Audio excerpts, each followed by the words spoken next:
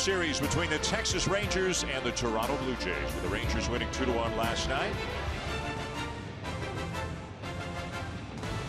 Jeff Bannister in his second year as manager of the Rangers, the American League West Division champs from a year ago. And a look at the lineup for Texas. The Blue Jays saw all they wanted to see of Nomar Mazara last night. He hit a home run to break the tie and then threw out the potential tying run at the bottom of the eighth at home plate. What a young star Mazara looks like he is developing into.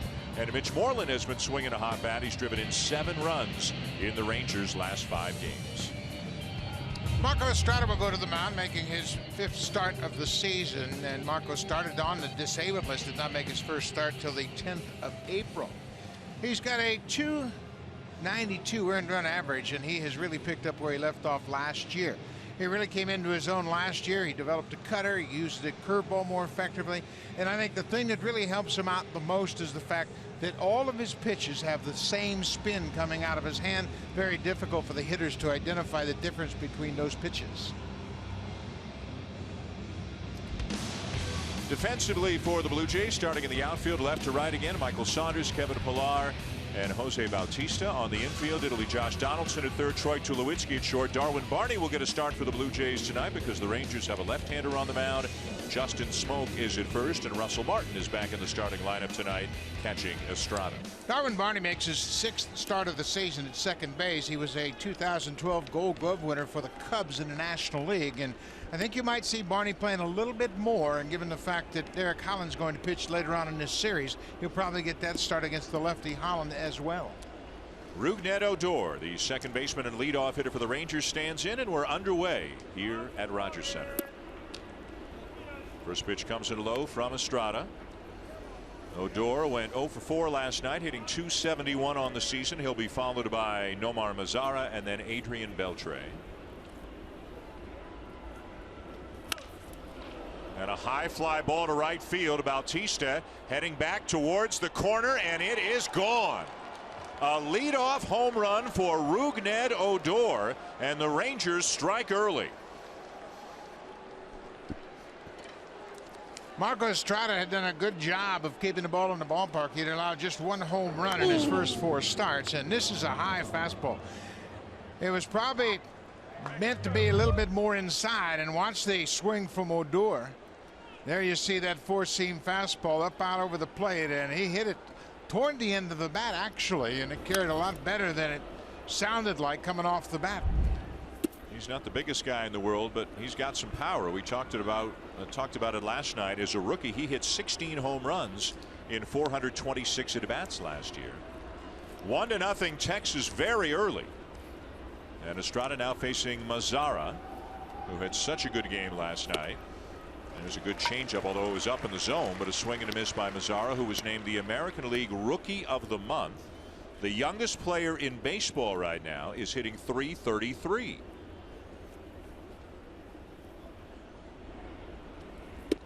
Good looking player, and you mentioned the Rookie of the Month award for the American League. He hit .333 with 2 homers and 7 RBIs in the month of April. Last year, the American League Rookie of the Month was Devin Travis, who got off to a terrific start with the Blue Jays. Another swing and a miss at a changeup. Again, it was up, but again, Mazara swings through it.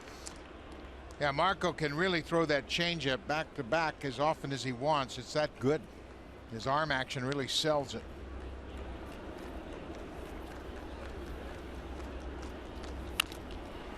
There's another one cued off the end of the bat.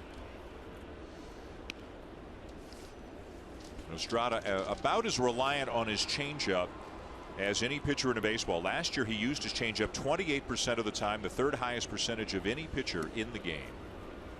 Jake Odorizzi, John Danks ahead of him. 2-2. There's a fastball, and it's popped up foul and back out of play. Estrada had by far his best year in the big leagues last year. Went 13-8 with a .313 ERA and won not 1 but 2 elimination games for the Blue Jays in the playoffs. Game 3 of the division series against Texas. Game 5 of the LCS against Kansas City. We were talking before the game. The ovation he got when he came off the mound in the 8th inning of Game 5 against the Royals, about as loud as either one of us has ever heard in this building. 3-2, hit sharply to second. Barney comes up with it and on to first.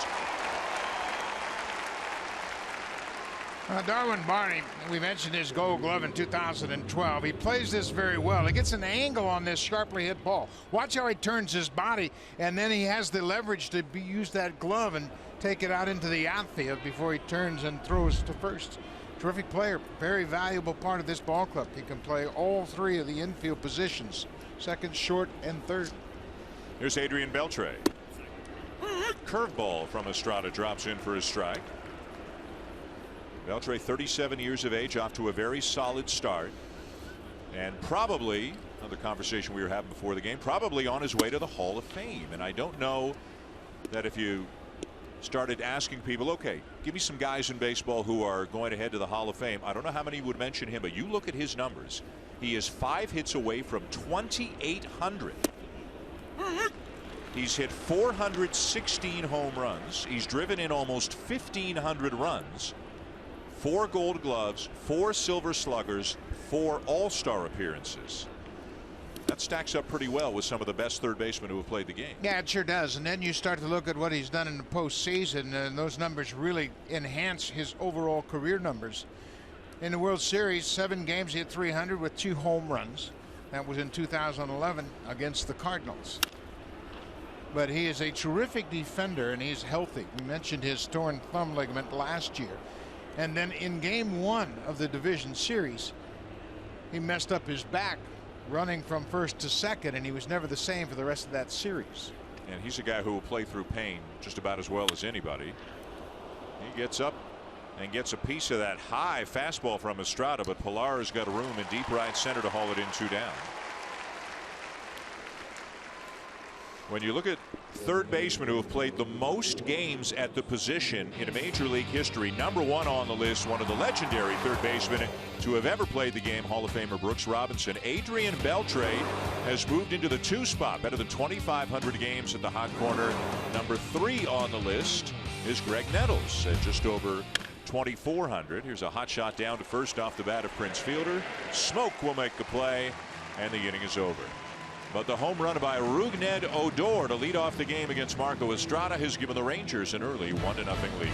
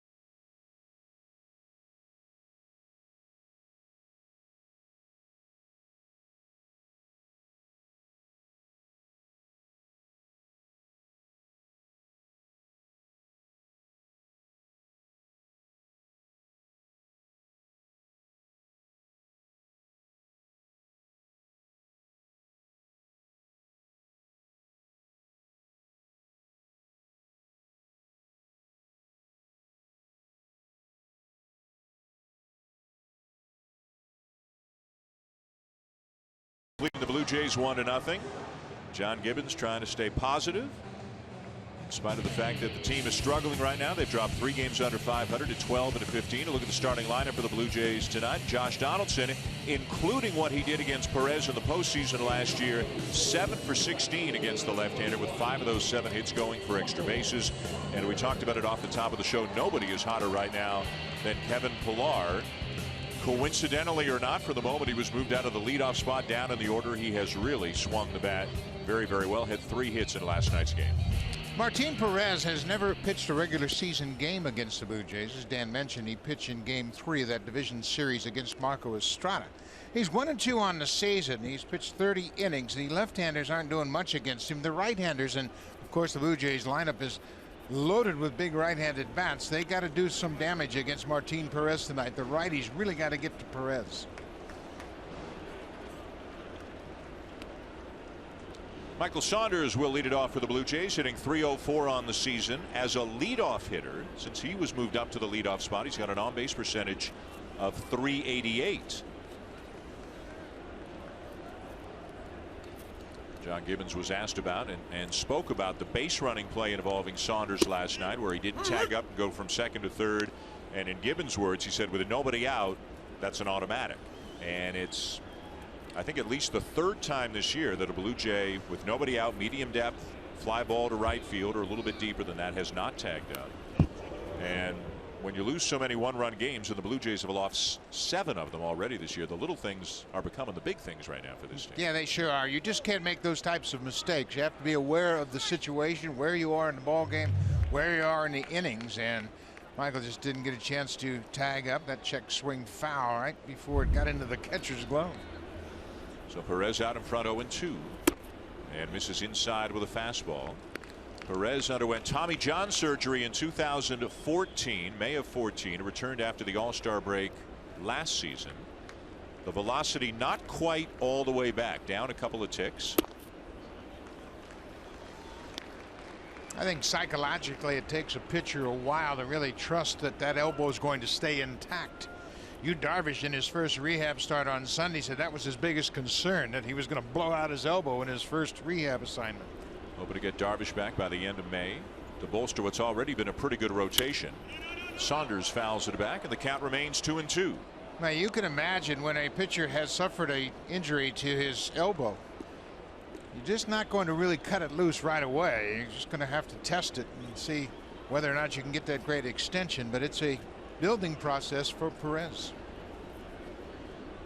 Saunders to be followed by Donaldson and Bautista here in the bottom of the first. The Blue Jays down 1-0. 2-2 again, and a sharply hit ball off the glove of Elvis Andrus into left field, and Saunders is aboard. Andrus has played so well defensively, as have the Rangers. He's committed just 1 error this season, and watch how he gets his body angled a bit. Same way Darwin Barney tried to play that ball off the side. When Barney could execute that time, that skipped past Elvis Andrus. Still waiting for the scoring on the play, whether that's a hit or an error. It was a very sharply hit ball, and it will go as a base hit for Michael Saunders. Yeah, I think that's a hit all the way. Too hot to handle. Yep. So the leadoff man is aboard, and here's Josh Donaldson, the American League leader in home runs with 9. We showed you Donaldson's numbers moments ago against Martin Perez. Has had a lot of success against him in his career. Donaldson's got 18 extra base hits on the season in 27 games. 8 doubles, 1 triple, 9 homers as he takes the changeup outside, ball 2.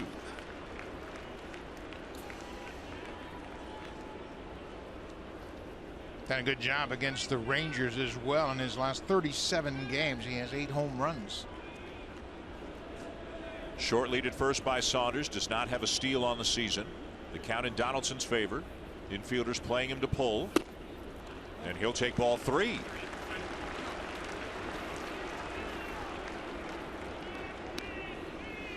You can imagine, even though Bautista's behind Donaldson, that Josh will have the green light here. John Gibbons wants the bats to come around, and that's the best way to start him. Give him a 3-0 green light.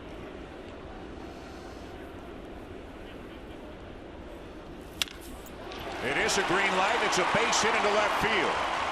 And the Blue Jays in business here in the first inning with back-to-back singles. Blue Jays, maybe more than any club in baseball, in need of a laugher. They need it for their hitters. They need it for their bullpen. And here on a 3-0 pitch, he gets a fastball center cut and pulls it through the left side of the infield. So 2 men on, nobody out, down 1-0 in the bottom of the first, and here's Jose Bautista. Bautista last night 0 for 4 with a couple of strikeouts. His average is now down to .231 on the season. You can see the on-base percentage still very good, drawing a lot of walks, hitting some homers, driving in some runs, but has not been making the kind of contact recently that he was at the outset of the season.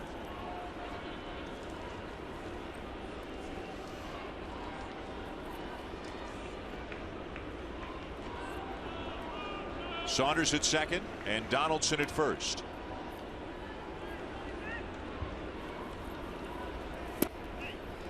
curveball from Perez crossed up his catcher, and that's going to cause a meeting. That's not what Nicholas was expecting, by the way he caught it. Yeah, you can kind of watch the pitcher, how he looked like he had a little bit of indecision when he was looking in for that sign, and then watch the catcher's reaction. He thought he was going to get a fastball, and no hesitation. I got to talk to this guy. So they changed the signs with a runner out at second, and obviously there was a little miscommunication there. This is the first time this year that Nicholas has caught Perez. Look back at Saunders at second in the 1-0, and Bautista hits one to short. To second, one on to first. Taylor made 6-4-3 double play. Saunders to third with 2 down. Well, that has been a big defensive weapon for the Rangers. That double play, that's their 40th double play they've turned, and Elvis Andrus did a good job starting it. Odor turned it at second. Take a look at the rest of the defense. In the outfield, it's Desmond, DeShields, and Mazzara. And then on the infield, it is Beltre, Elvis Andrus, and Odor up the middle. That double play combination. Mitch Moreland at first. Prince Fielder started there last night, and Brett Nicholas is behind the plate. Elvis Andrus, we mentioned, he's committed just 1 error this season, and this is his 8th season. He came up in 2009, played every day as a 20-year-old. He is a seasoned young veteran. Edwin Encarnacion, the batter. Runner at third, 2 down, and a strike over the inside edge from Perez. Encarnacion had some kind of a batting practice before the game. He was sending balls into the seats time after time, pitch after pitch, see if there's any kind of carryover into the actual game. He's hitting .235, 3 homers, and 16 driven in. It looked promising at the beginning, first and second, nobody out, but now it's runner at third, 2 outs here in the bottom of the first.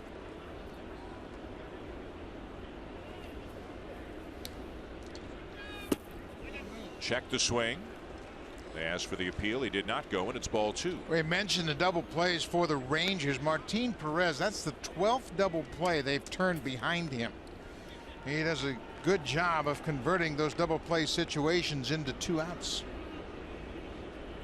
That'll bring a smile to the face of his pitching coach, Doug Brocail. Although he's had a lot of base runners on, so he's had more opportunities. He's walked too many guys this year. Goes to the curveball, and he falls behind 3-1. Perez has issued 15 walks in 30 innings coming into this game tonight. Yeah, that'll catch up to him. Obviously, he's got to cut down that number. But I bet you he's not going to give Encarnacion anything good to hit on this 3-1 count. Troy Tulowitzki on deck should the inning continue. And it missed outside, ball 4.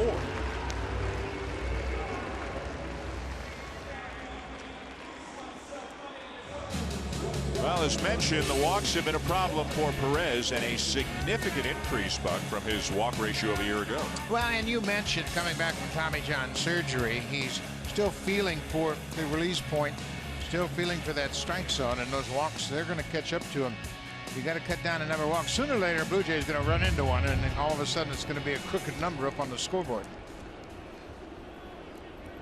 So 2 on, 2 out, and the batter is Troy Tulowitzki. Tulowitzki, a frustrating night last night. Struck out in his first 3 at-bats, and then it was his fly ball that turned into the double play when Mazzara threw out Saunders at the plate in the 8th inning. Tulowitzki down to 165 right now.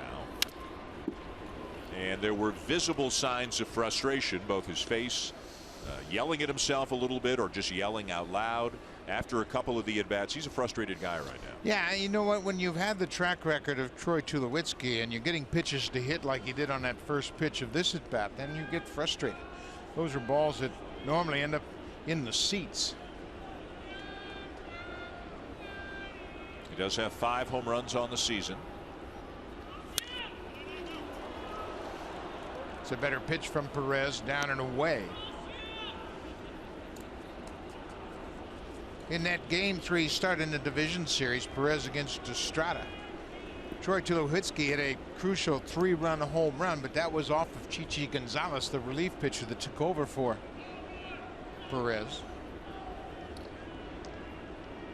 0-2 the count on Tulowitzki. Saunders at third, and Encarnacion at first. And the pitch.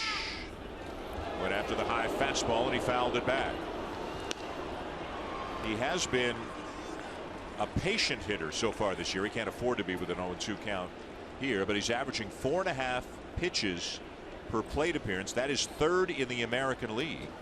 There have been a number of called third strikes on him. Obviously doesn't have that luxury here as Perez got ahead of him early. Again the 0-2, and a changeup is in the dirt, ball 1. You know, I know the Blue Jays have taken a lot of walks and they're making pitchers work, but this isn't a walking ball club. This is a hitting ball club.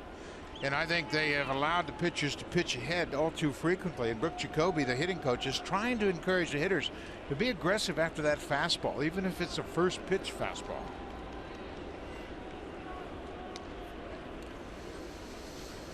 The set by Perez, and the 1-2, and a high fly ball to center field. It is deep but playable for DeShields, and the inning is over. So it started off with back-to-back base hits, but the Blue Jays can't take advantage, and they're down 1-0 at the end of an inning.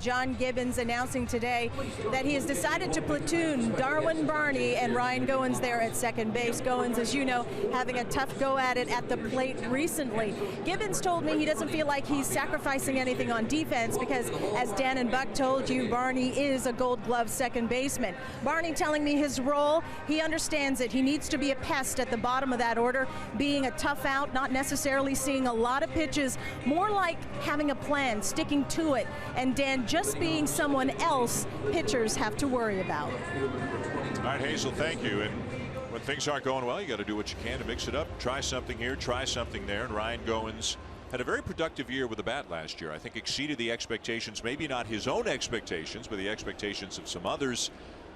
But Barney, in limited opportunities this year, as you know, Buck, he swung the bat pretty well. Yeah, he's gotten some big hits, including that pinch double on Sunday down in Tampa Bay. So they're going to go with this situation, at least for the short time. Now the lefty Derek Holland starting Thursday in the last game of this series. And Clayton Kershaw will start against the Blue Jays over the weekend. Maybe Darwin Barney says, you know what, Gibby, thanks for the playing time, but maybe could we put this into effect next week? I mean, Clayton Kershaw is right at the top of his game.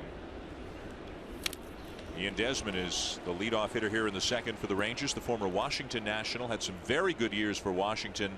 Last year, though, not his best year. He struggled defensively at short and didn't hit as well as he normally does. But the 3 years prior to that, he averaged 23 home runs and 81 RBIs.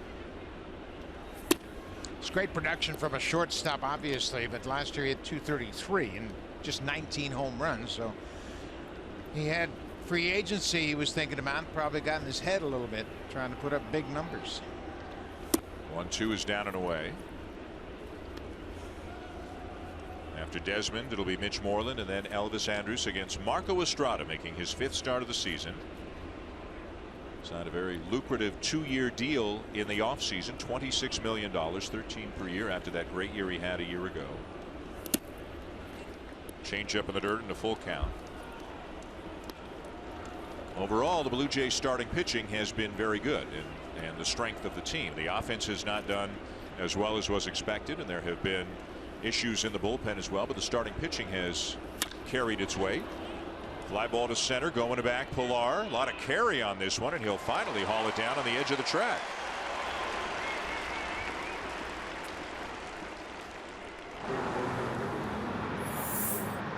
This Blue Jays Rogers 4K broadcast is powered by the Samsung 4K SUHD TV.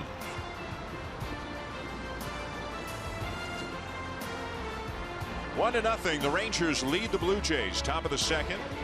Here in Toronto, Dane Schulman and Buck Martinez. A leadoff home run by Rougned Odor off Marco Estrada, the only run of the game so far. Here's Mitch Moreland.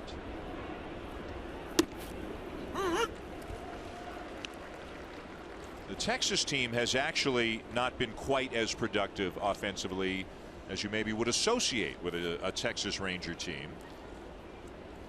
But offense is not quite what it was a few years back. So if you've got a team scoring 4 to 4.5 runs per game, that's actually pretty good. And Texas is right about there. They're just under 4.5 runs per game. And that actually puts them third in the American League. The Red Sox are way out in front. The Tigers are second. The Rangers are third. The Blue Jays, as poorly as things have gone at times for them offensively, they're sixth in the league in runs scored. You'd get the perception they're 10th, they're 12th, they're sixth. They've just had a knack of losing games by 1 run time and time again. So yeah, and if you look at the record of the bullpen, they're 0-9, and the run support hasn't been as consistent nor as gaudy as it was last year, and I think that'll come around and that should change. The Rangers, unlike the Blue Jays, finding ways to score runs without the benefit of the home run. They've only got 22 home runs this year. Compare that to the Blue Jays, who have 31. But in 1 less game, the Rangers have scored 8 more runs than the Blue Jays have. They've done a big difference is they've done a great job with runners in scoring position, and the Blue Jays have done anything but a great job with runners in scoring position. Yeah, Texas coming into this series had hit .304 with runners in scoring position. The 2-2. Way outside, and Estrada frustrated this inning, not commanding the changeup as well as he normally does. Yeah, he's coming off back-to-back 4-walk starts, and that's unusual for Marco, but his control has been a little inconsistent lately. So a full count pitch on the way, and he walked him. Got ahead of Moreland, but couldn't finish him off, and a base runner for the Rangers with 1 out here in the second. That'll bring up Elvis Andrus, who, as Buck mentioned, has been around a long time, but still just 27 years of age. Broke in as a 20-year-old, as Buck mentioned, back in 2009. A .270 lifetime major league hitter, better than 1,100 hits in his career. You know, you get an early start like an Andrus or a Starlin Castro, you can put up some pretty good numbers by staying in that lineup and being healthy enough to play a lot. And Andrus has never played in fewer than 145 games in his career, and in the last 4 years has played in at least 156 games in each of those years.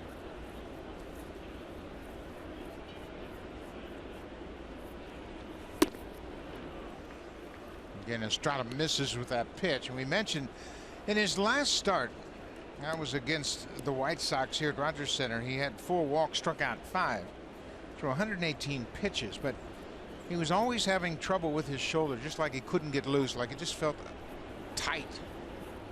You could see him on the mound reacting to that, and so far tonight he hasn't had that real good location that we've grown used to. 33 pitches, 18 strikes, 15 balls. Not a typical Estrada ratio.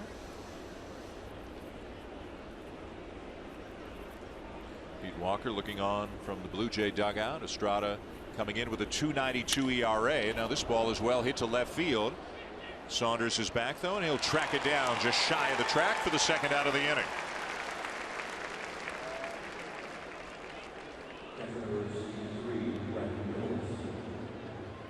So with 2 down, Estrada, once he gets his thoughts together and turns back around towards the plate, will face the catcher Brett Nicholas, the rookie who hit a home run last night to straightaway center field off R.A. Dickey, his 2nd home run of the season. Making the most of his opportunity because of the injuries to a couple of other Texas catchers, Chris Jimenez and Robinson Chirinos.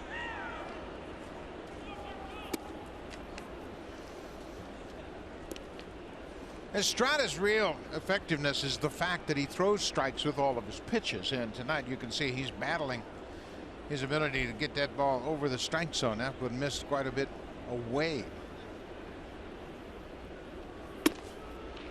And that one's a little bit high. Russell Martin held it, but Sam Holbrook, the home plate umpire, didn't buy it, and it's 2-0 now on Nicholas.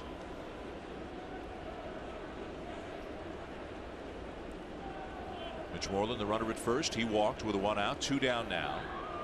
And the 2-0 on the way. Swing and a miss. Even at 2-0, he'll come at you with a changeup. Well, Nicholas, of course, getting his first look at Marco Estrada, and he's not used to seeing a 2-0 changeup, and such a good one from a pitcher. Don't do that in the minor leagues.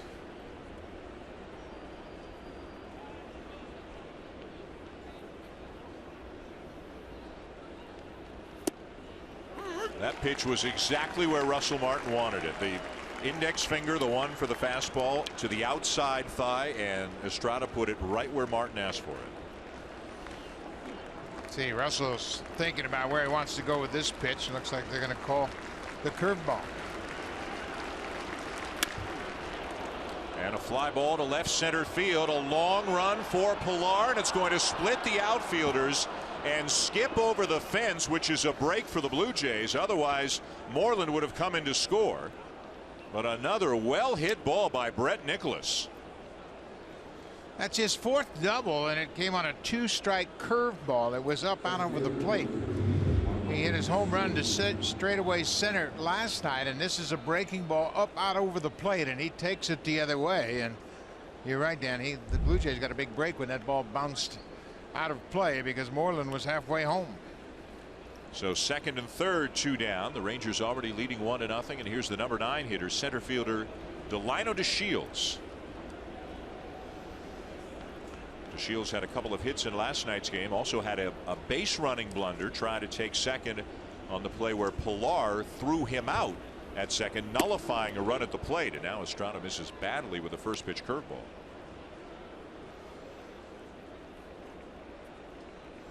Estrada can come right back with that curveball because that feeling of hanging it is fresh in his mind.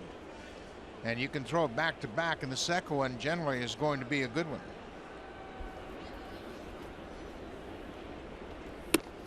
Missed with the fastball.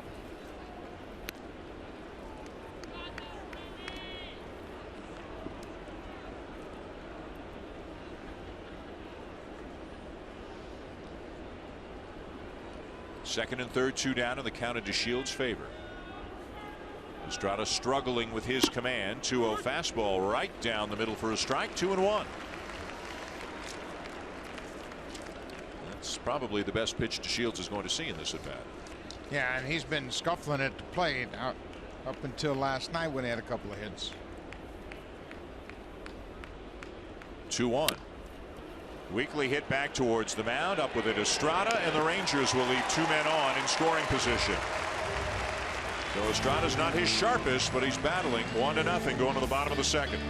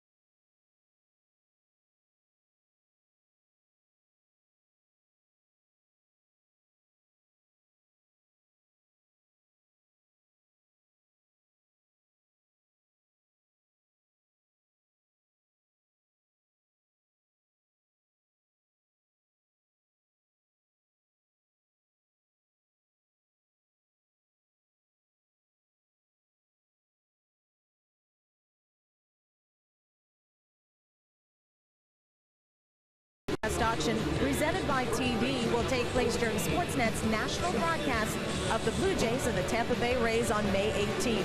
12 unique Blue Jays experiences and packages up for bids. Visit bluejays.com/broadcast auction to see a list of all prizes available. All funds will help Jays Care go beyond the ballpark for over 62,000 children and youth across Canada in 2016. Dan. Hazel, thank you. Bottom of the second inning here at Rogers Center. 1-0 Texas leads on a first inning home run by Rougned Odor. Justin Smoke will lead it off for the Blue Jays against Martin Perez. And take a fastball there for a strike. Smoke, Pilar, and Martin 6, 7, and 8 here in the second inning. Smoke hitting .225, still looking for that first home run of the year. The switch hitter batting from the right side tonight, and he hits it sharply and into center field, a base hit. Second inning in a row, the Blue Jays have had the leadoff man on. And that'll bring up as hot a hitter as the Blue Jays have right now in Kevin Pilar. When he was taken out of leadoff spot, Buck, for whatever reason, things clicked in, coincidence or not, but he's been on a tear since. Yeah, he sure has. You see his batting average batting first, 188 compared to 385 in other spots in the order. On base percentage is better, slugging percentage.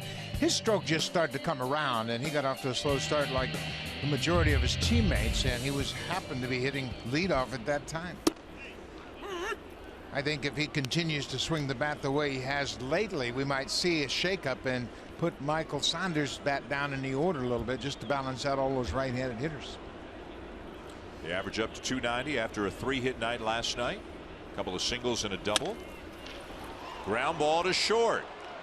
And for the second inning in a row, the Blue Jays hit into a double play. Martin Perez used that double play in that playoff game last year. He had double plays in 3 innings before the 6th, and he was lifted in the 6th inning. But he has got the ability to convert those double plays. The Rangers have now turned 7 more double plays than the Oakland Athletics, with 2 here tonight. Pitchers pitching with a lot of confidence, and they trust those infielders to put the ball in play, and they've really been converting the double plays. So that's now 13 with Perez on the mound, right? 13 double plays that his teammates have turned behind him, and this is his 6th start of the season, just 2 innings into his 6th start. So 2 outs and the base is empty for Russell Martin, who lifts a high fly ball to center field. DeShields is back and has room, and that's a 5-pitch inning for Martin Perez. Another double play ball, and it's still 1-0 Texas.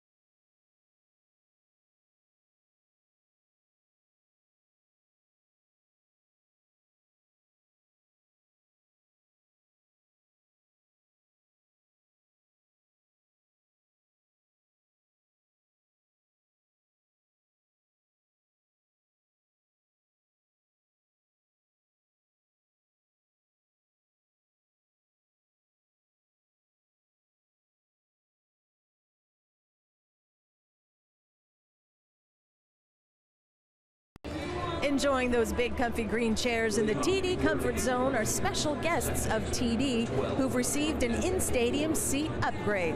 While over in the Jays Care Community Clubhouse, we welcome the Jays Care Young Professionals. Welcome, everybody. Hope you enjoy tonight's ball game.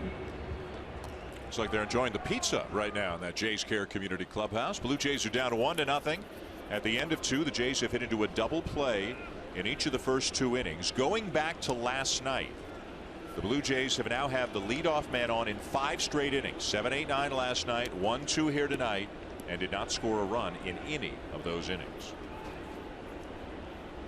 Here's Odor, who led off the ball game with a home run. Lifts a fly ball to left field. Should be routine for Saunders. 1 down. Marco is always going to give up fly balls, and you'll remember his last year in Milwaukee, he led the National League in home runs allowed, but he has made a dramatic adjustment, and the ability to cut the fastball into left-handed hitters and set up that changeup has really served him well. That Odor home run, just the second he's allowed this season. Here's Mazzara.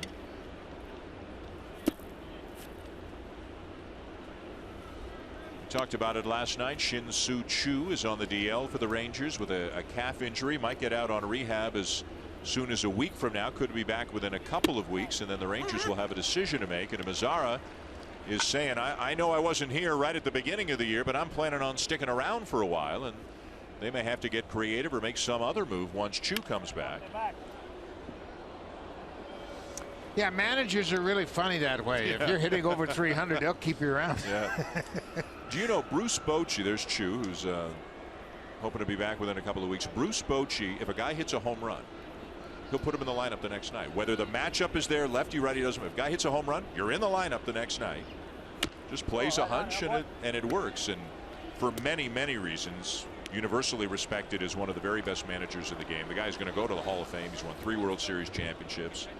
But sometimes you just have a superstition, or you trust your gut, or whatever it may be. Ground ball to the right side. Smoke ranging to his right, to Estrada covering. 2 down.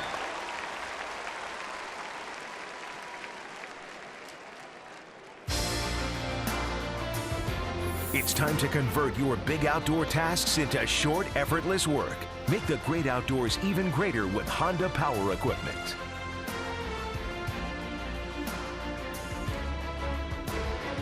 Top of the 3rd inning, and the Rangers with a 1-0 lead. Marco Estrada getting Odor, and Mazzara will now face Adrian Beltre. Beltre sure doesn't look like a guy who's 37 years old. Signed for 2 more years by Texas. They announced that a few weeks ago. We talked about guys who get an early start in their career like Andrews. Beltre was even earlier. He was in the big leagues as a 19-year-old with the Dodgers back in 1998. Got 195 at-bats that year. Fly ball, right center field, well hit. Bautista back, has room. 3 up and 3 down go the Rangers. 8-pitch inning for Estrada. Blue Jays coming up in the bottom of the 3rd.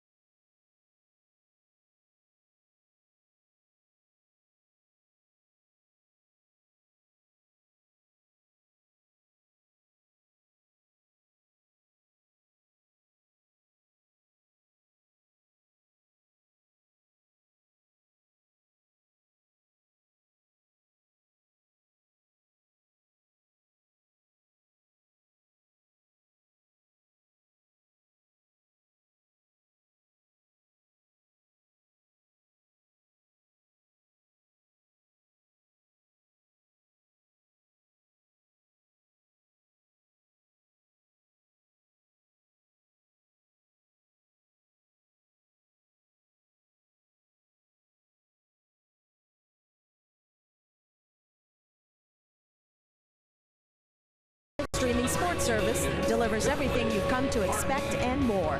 Watch every out-of-market game live in true HD on over 400 supported devices. It includes a free subscription to @Bat Premium, the #1 app for live baseball. Blackout and other restrictions apply. Visit MLB.tv for details.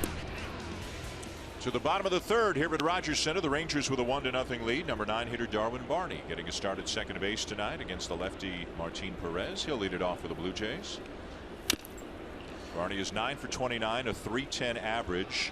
Same kind of story last September when the Blue Jays picked him up. Didn't get a chance to play a ton, but it went 7 for 23. Known for his glove, but he's chipped in when he's had a chance with the bat. Yeah, he's a very smart player that sits around and watches the flow of the game when he's not starting. Understands when his situation might come up where he'll be in the game defensively or possibly as a pinch hitter as he did on Sunday. But he said it's changed over the years since he's become more experienced. He said he used to hit in the batting cage during the game. Now he just sits out and watches the flow of the game on the bench. Came up with the Cubs in 2010. Wound up with the Dodgers in 2014, and again just briefly last year. Spent almost all of last year in the minors at AAA Oklahoma City, the Dodgers AAA affiliate. Swing and a miss, and Perez has his first strikeout of the night as we check in with Jamie.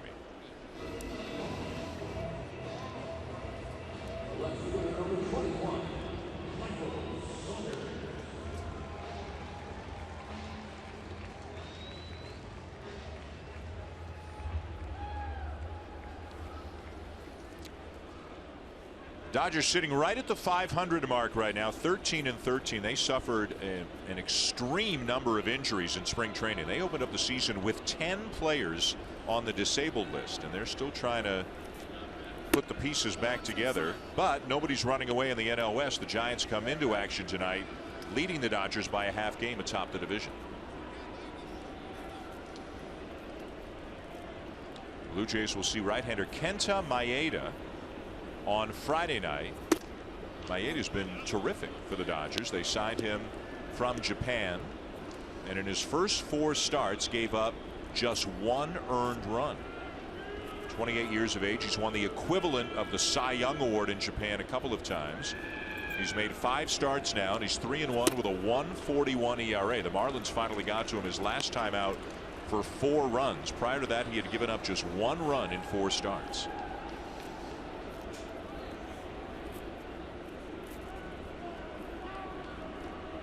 .3-0 the count on Michael Saunders. And a belt high strike, 3-1. Saunders aboard on a base hit to begin the first. The Blue Jays have hit into 2 double plays. Bautista in the first, Pilar in the second.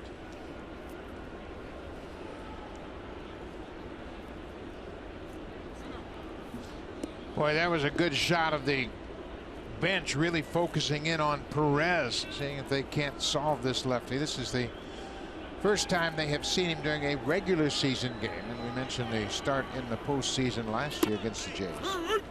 Outside corner, 3-2. So all the bench locked in on Perez, trying to get a read for his pitches.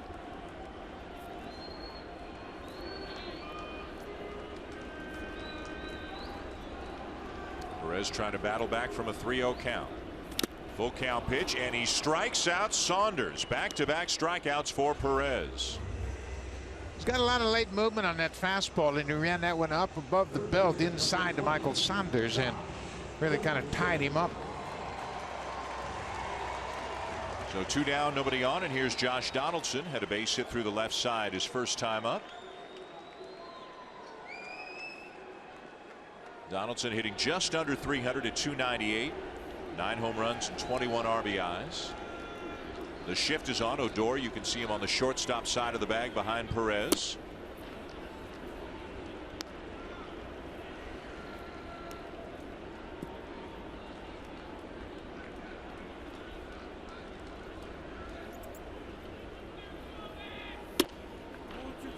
Perez falls behind 2-0.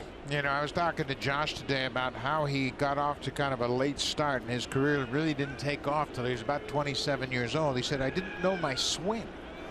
He said, I didn't see a lot of video early in my career. Minor leagues, they don't have video. He didn't see much in college, maybe one at bat a game. But once I saw video in the big leagues, I realized my swing wasn't what I thought it was. And he made some dramatic adjustments, and all of a sudden he's become an MVP caliber player. As a Blue Jay on a 3-0 count, Donaldson 5 for 8, but he'll take ball 4 here. And the Blue Jays have a base runner with 2 down. When Donaldson was 25 years of age, he was still in the minors. In fact, in his age 26 season, he started that year at AAA Sacramento before getting called up for good by Oakland. But better late than never, and he's turned it into an MVP and an incredibly productive career the last few years. Well, he was a catcher too in the minor leagues, and then actually came to the big leagues as a catcher. He had his first home run right here at Rogers Center against Dana Even while he was playing for Oakland, and he caught in that game. So then they had an injury to a third baseman. He said, I'll play third. And sure enough, he has developed into one of the better third basemen in all of baseball. He's at first with 2 down, and the batter is Bautista. Curveball from Perez, misses low. A run on 2 hits for the Rangers. The run in the Rougned-Odor home run to begin the ball game. The Blue Jays have had traffic in every inning. 3 hits and 2 walks surrendered by Perez, but no runs. Strike over the inside corner, 1-1.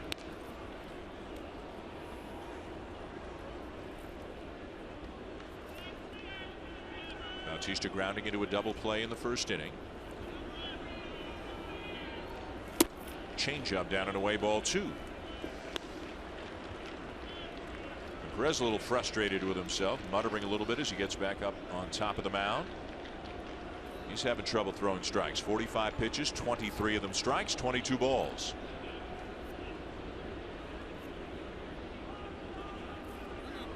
Doug Brocail's still an imposing guy, even though he's a big guy. Yeah, he hasn't played for a while, but if he came out to the mound and had something to say to me, I'd be listening about as well as I could. Yeah, he's in his first season with the Rangers as their pitching coach. Curveball inside, ball 3. Yeah, and the concern for Perez is he knows you can't make a mistake to Bautista, and he has missed with a couple of pitches in this at bat, and if you miss out over the plate, all of a sudden that 1-0 lead will evaporate.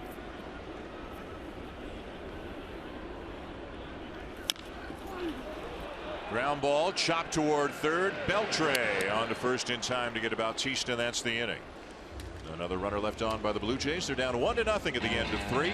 Here comes the ultimate cleanup crew, brought to you by Home Hardware's exclusive line of the ultimate hard-hitting and tough-on-grime cleaning products.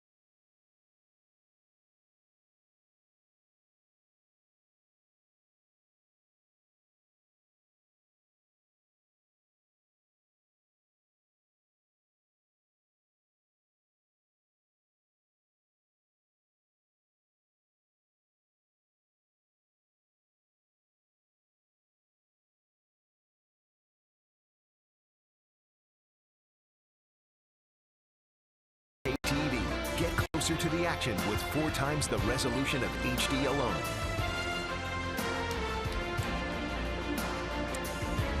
Top 4 at Rogers Center with Buck Martinez. I'm Dan Schulman. 1-0. The Rangers leading the Blue Jays. Martin Perez and Marco Estrada, the pitching matchup tonight. Rougned-Odor with a leadoff home run in the first inning off Estrada.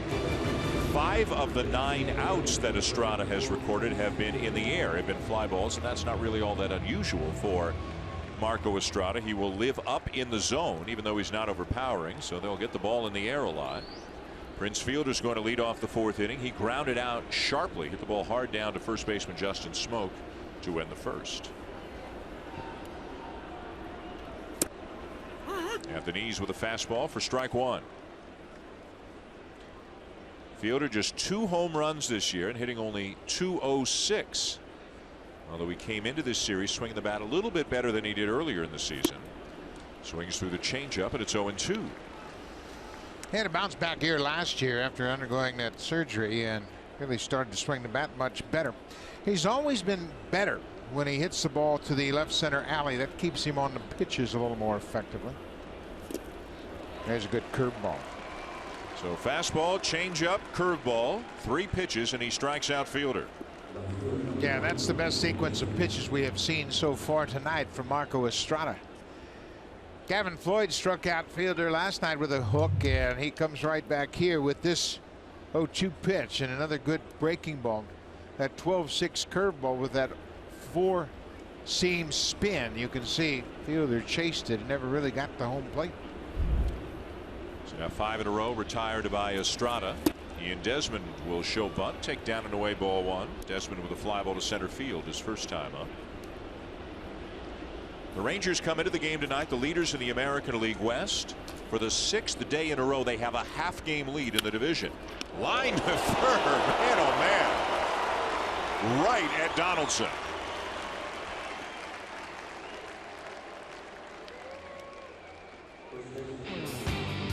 Home Hardware and Building Center locations. Proud partners of the Toronto Blue Jays. Homeowners helping homeowners with expert advice. Let's get another look at this one. It almost looked harder because he didn't have an opportunity, Buck, to reach one way or the other. I mean, you talk a ball getting hit right at you. This is why they call it the hot corner. It comes down there awfully quickly, and it had a little hook on it as well. Mitch Moreland is swing and a miss. Second night in a row that Donaldson's made a play like that on a ball hit that hard. Moreland walked his first time up. Of course, when you're a big league third baseman these days, you spend a lot of time playing shortstop because the shift is on. Now the game has changed in recent years. So he's got a little more time when he's over near short. He doesn't have much time at all right there. Coming right at him. Fast. Got to check your glove after that. Make sure he had a ball go through the webbing of his glove a few days ago. There's the ball hooked foul. He and Tulowitzki both have had their webbings break this season, and I know they have them checked all the time, but he was able to handle on that one. And Tulowitzki is sporting a new glove. He had to retire the old glove. The webbing actually broke on his gamer, so now he is using that glove on an everyday basis.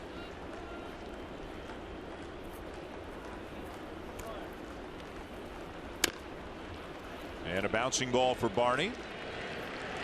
Inning over. Another 3 up, 3 down inning. 7 in a row now set down by Estrada. The Blue Jays coming up. Middle of the order. They trail 1-0.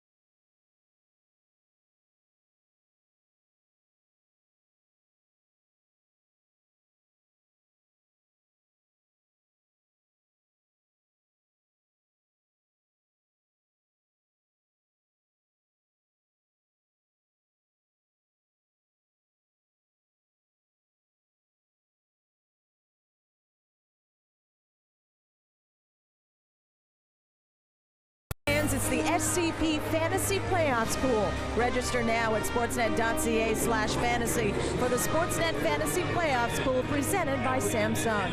Make your picks for a chance to win prizes. Hazel, thank you. We go to the bottom of the fourth inning at Rogers Center. The Blue Jays down 1-0. It'll be Edwin Encarnacion, Troy Tulowitzki, and Justin Smoak to face left-hander Martin Perez. Blue Jays have had 3 hits and 2 walks in 3 innings, but have hit into 2 double plays, have left 3 men on. Encarnacion walked with 2 down in the first, was stranded there. And Perez, I don't know if you quite want to say he's been playing with Firebuck, but he's been behind a lot of hitters, but he's been able to pitch around that lack of command so far. Yeah, he hasn't really made too many mistakes over the heart of the plate. When he misses, it's generally down, as he's done here in this at bat.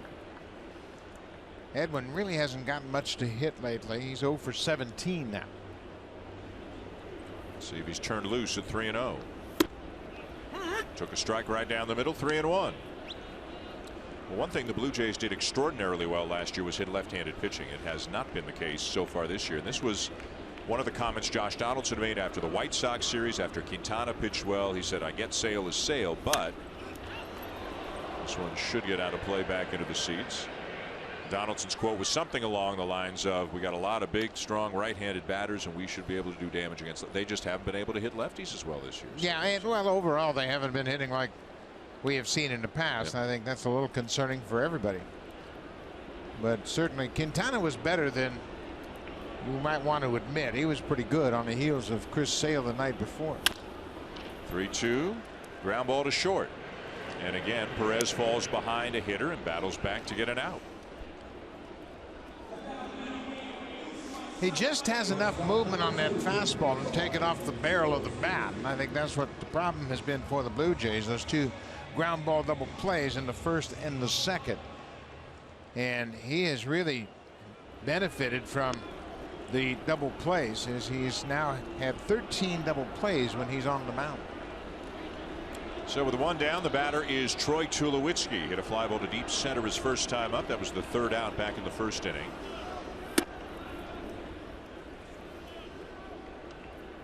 Seems like when the Blue Jays need that fly ball with a 1 out, they can't get it. Then they get it with 2 out. It's just not happening for them right now.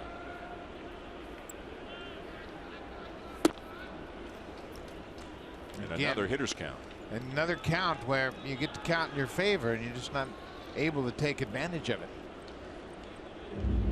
Doug Brocail quickly out to the mound, and this is something that the Rangers have seen a lot with Perez on the mound, where you got a rookie catcher, and instead of the catcher going out there trying to get him back on track, the pitching coach will go out from time to time and say, "You're rushing.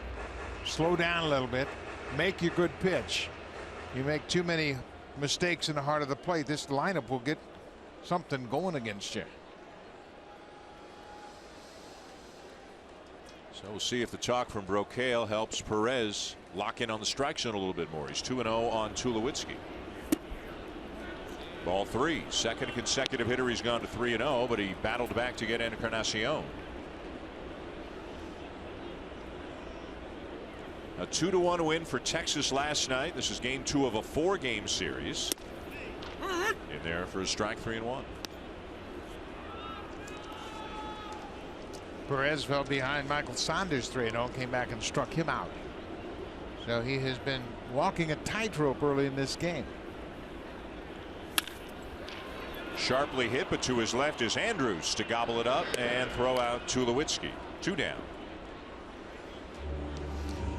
Well, Perez is among the leaders in baseball of getting those ground balls, and that really exemplifies what that sinking fastball means to Perez. He can fall behind, have a hitter count at 3-1, and still get the ground ball to the shortstop. So with 2 down and the bases empty, here's Justin Smoak. Hit a base hit into center field to lead off the 2nd inning. 1-0 Texas leading as the Blue Jays bat here in the bottom of the 4th at Rogers Center.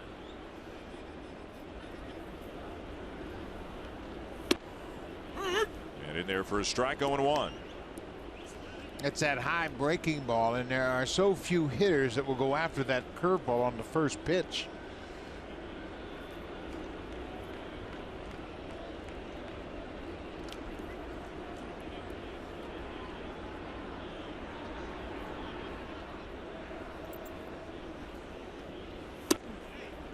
Well located fastball inside edge, and it's 0-2.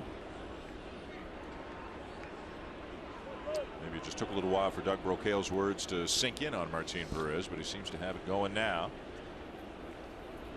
0-2 on the way, and it's in the dirt. There's that slider in the dirt. You can see the catcher, Nicholas, indicating throw it down. I want it to hit the plate. See if we can get Smoke to chase it. But Brocail delivering the message, hey, relax, trust your stuff, and make your pitches. Don't muscle your way through this lineup.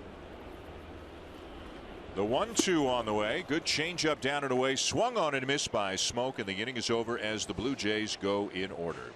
Into 4 with Texas leading 1-0. Now time for a Blue Jays Central update. Here are Jamie Campbell and Greg Zahn from the Samsung broadcast studio.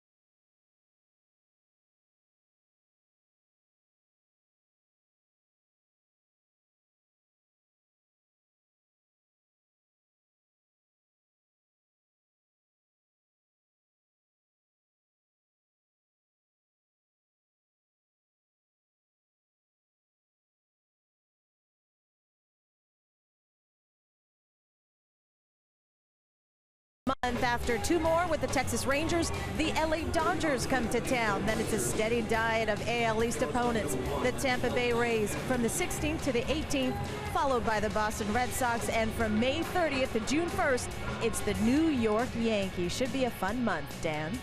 Hazel, it should be indeed. Been a fun month so far for Chicago Cub fans. We know that. They're up 6-0 on the Pirates already. Beat them 7-2 last night.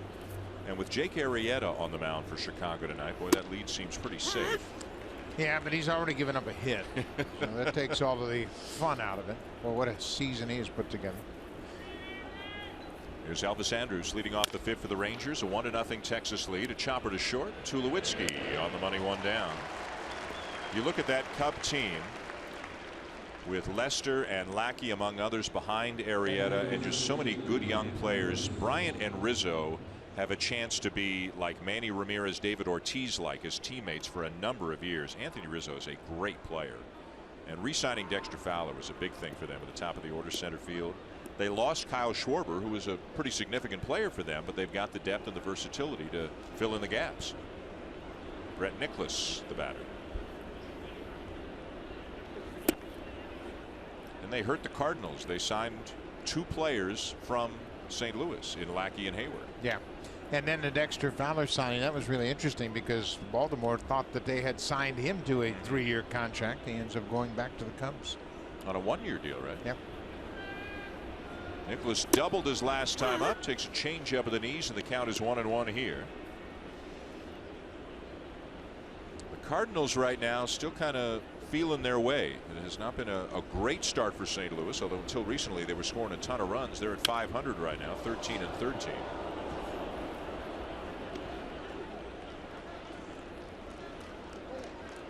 Some concern about Adam Wainwright for the Cardinals.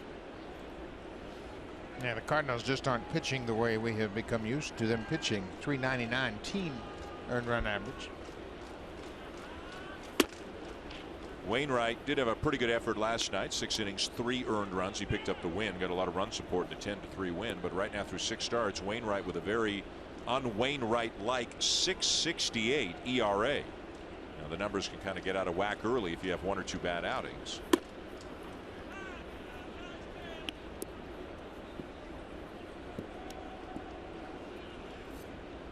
DeShields waiting on deck here for the Rangers. Top five, 1-0 Texas. That's the way it's been since the first batter of the ball game when Odor homered. A high fly ball to right center field. Room for Pilar. 2 down.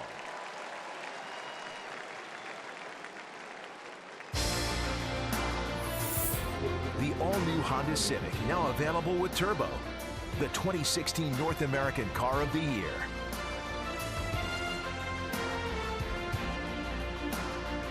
Two down in the top of the fifth here at Rogers Center. A 1-0 lead for the Rangers, and here's Delano DeShields, who grounded out back to the mound his first time up. Estrada has really settled in after not looking really like himself at the beginning of the game. Gave up a home run to lead off the first, a walk, and a ground rule double in the second. But since that ground rule double, he's now set down 9 in a row. Yeah, and Marco has a lot of confidence. You know, he gained a lot of confidence last year and really pitched very well all season long. So now, after battling his command early in this ball game, he's starting to make the pitches that we're used to seeing from Estrada, using all of his pitches very effectively.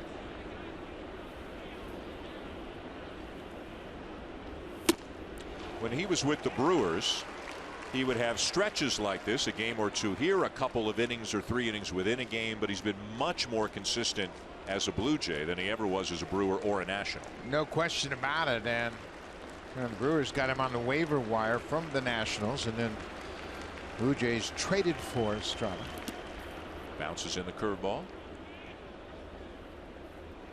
But he's had a track record of throwing stretches like this, but certainly he did it all season last year. And you know, starters, they'll go out there 32 times a season, and you have to battle through some starts sometimes. Ground ball to short, under the glove of Tulowitzki into left field. He knows the speed of DeShields, and he was trying to circle around that ball a little bit, get ready for the throw, and never came up with the ball. And Tulowitzki always makes an effort to get in front of that ball, and this time he's trying to get around it and play it off to the side. The ball took a hop over his glove into left field. Second error of the season committed by Troy Tulowitzki. And DeShields has some speed, although he's been thrown out as often as he's been successful. He's 3 for 6 stealing. 2 down in the inning, and the batter is Odor. The command for Estrada has really improved. He's at 47 strikes, 26 balls. Remember, a couple of innings ago we were talking about it. He was about dead even.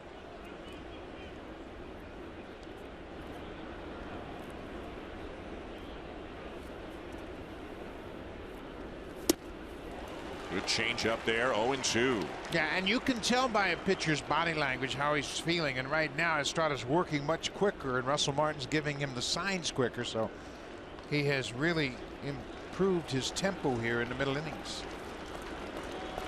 Trying to pitch around the air, get out of the inning. He misses high with a fastball for ball 1. Odor just 22 years of age. And looks like he has the potential to be a real impact player for the Rangers in the future. Power, speed, a lot of intensity and energy in his game. Chases the changeup, and the inning is over.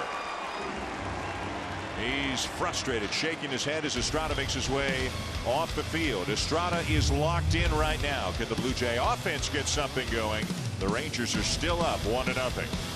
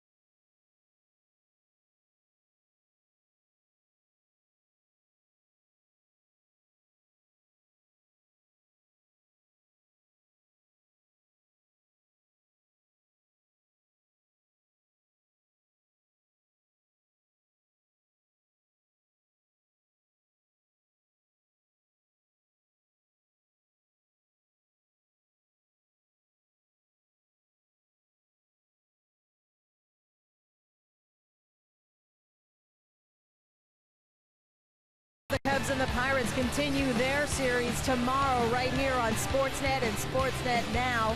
NL Central rivals clashing in Pittsburgh. Anthony Rizzo and the Cubs take on Andrew McCutchen and the Pirates. Catch it tomorrow at 12:30 Eastern. Dan. I think we'll do just that. Cubs up, as we mentioned, big on the Pirates right now. 6-0 at the end of 4 with Jake Arrieta on the mound. Kevin Pillar leads off the bottom of the 5th for the Blue Jays, who are down 1-0. Pillar hit into a double play back in the 2nd inning. 3 hits for the Blue Jays tonight, 2 of them to begin the 1st inning, 1 to lead off the 2nd. They just haven't been able to turn it into anything because of the double play balls. Martin Perez has walked a couple. He's pitched from behind a lot in this game. And is doing so again right now. Another 3-0 count. Yeah, his ball moves all over the place, and he just hasn't been able to zero in on that strike zone. He has been pitching from behind, and you just got to think sooner or later that's going to catch up to him.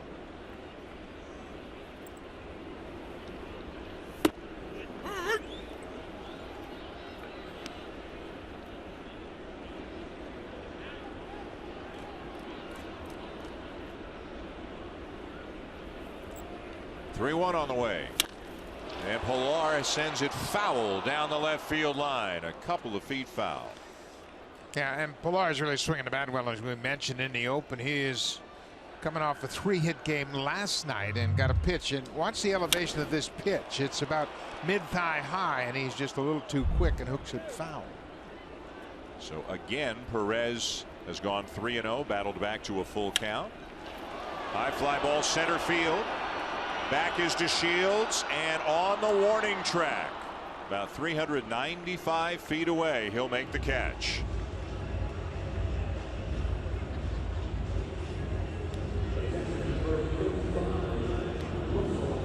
One down here in the bottom of the 5th, and that'll bring up Russell Martin, who hit a fly ball very similar to the one that Pillar just hit in his first at bat. Elvis Andrews, the shortstop, he is truly one of the leaders of this ball club. He had some encouraging words for Perez. Let's get ahead now. You fall behind and you're flirting with danger. He came right in onto the mound after that fly ball to center. Started hollering at him and said, "Hey man, let's go." And we mentioned you got a rookie catcher, so you have to lean on a more veteran shortstop and the third baseman to help Perez get through these innings. I would imagine there are lots of times where a pitcher hears something from an infielder or a catcher or a coach, and the pitcher's like, "Well, I'm trying."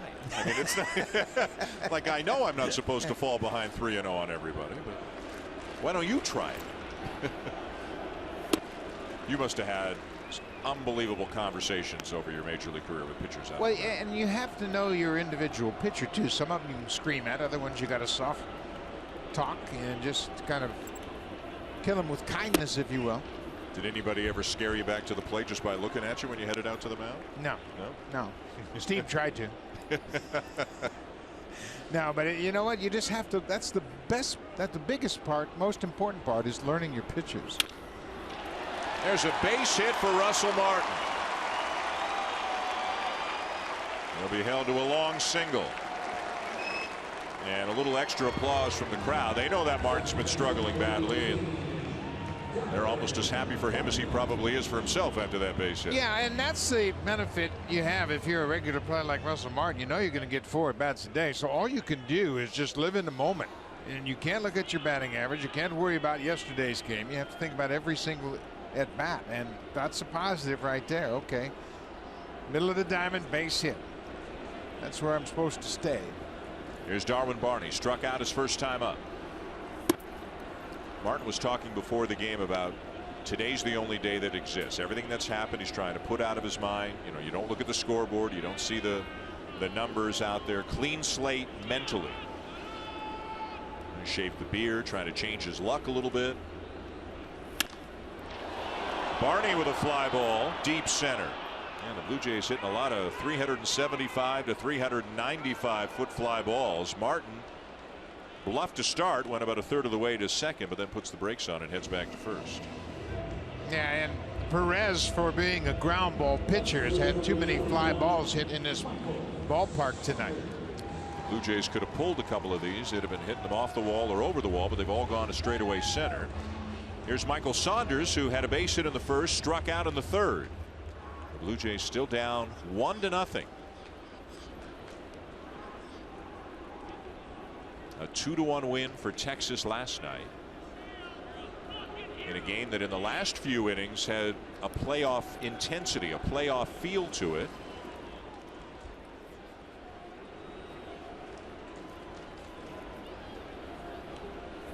Down and away. Good block there by Nicholas. Yeah, and last night's game, of course, they had that great matchup of Sam Dyson against Jose Bautista late in the game. Of course, Dyson and Bautista, that's the matchup we had in the 7th inning of Game 5 of the division series when Jose hit the home run. Dyson winning the battle last night. Bautista hit it hard, but flied out to right. Saunders takes a called strike, and the count is 1-1.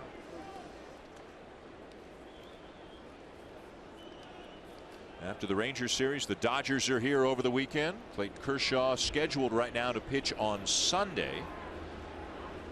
And the Blue Jays head out on the road to San Francisco and to Arlington. They'll see the Rangers again. Then they'll be done with Texas. Middle of May, they're finished with the Texas Rangers, and there's one good aspect about that. They'll never see Yu Darvish this year. That's true. If they do, it means things have gone well, and it's October.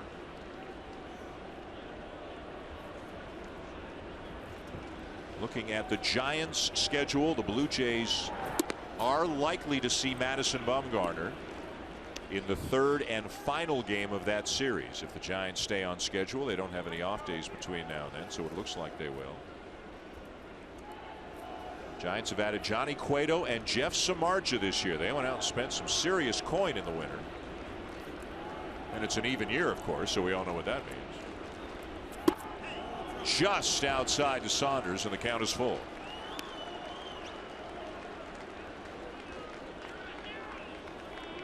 If the inning continues, it will be Donaldson.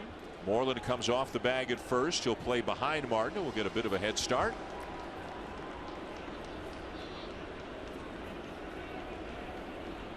There goes the runner, and the pitch down and away, ball 4. The third walk surrendered by Perez tonight. Martin having some fun with Adrian Beltre. Martin kind of tore around second base as if he was going to make a play to third. See if he could get Beltre to bluff over towards the bag, and Beltre's like, come on, man. I've been around a while. They were teammates with the Dodgers. They know each other very well, so Russell said, hey, I'm going to sneak over to third. No, you're not. I got my eye on you. So 2 on, 2 out. And if you're a Blue Jays fan, this is the guy you wanted to play, Josh Donaldson. He has singled and walked tonight.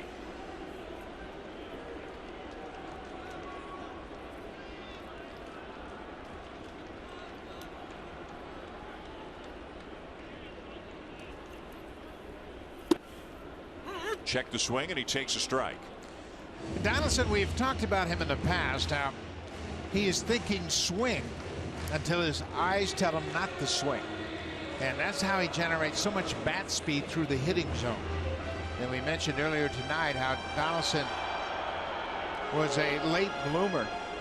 And he said, I just didn't understand my swing until I got to the big leagues. And it was nothing like I had envisioned because I didn't see myself in video. And then he made some dramatic changes and really utilizes his lower half to generate that great bat speed.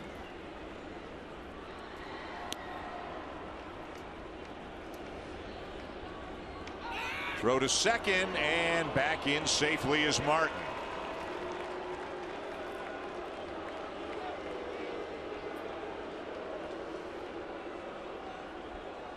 Well, they put that play on after that meeting with the pitcher and catcher, and here comes Odor, and Russell able to get back safely. Perez out in front on Donaldson. 0-1, 2 on, 2 out, bottom 5. And the pitch. And a check swing foul off on a breaking ball up in the zone, and it's 0-2. Yeah, those are the ones that are really frustrating for a hitter. You see that high breaking ball, and then try to check your swing, and then watch how this check swing. It's a high breaking ball, and he just barely fouled it off. So Nicholas back out to the mound for another quick conversation with Perez. And now he's going to head out again. Somebody forgot.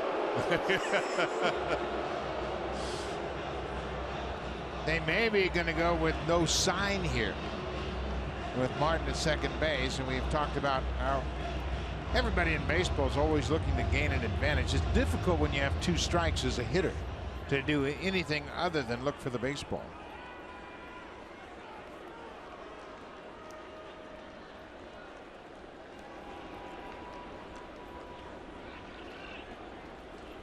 The 0-2. Just inside with a fastball. Just inside. Yeah. I mean, Donaldson looked very sure that that pitch was inside, and it appeared to have been inside, but it was pretty close.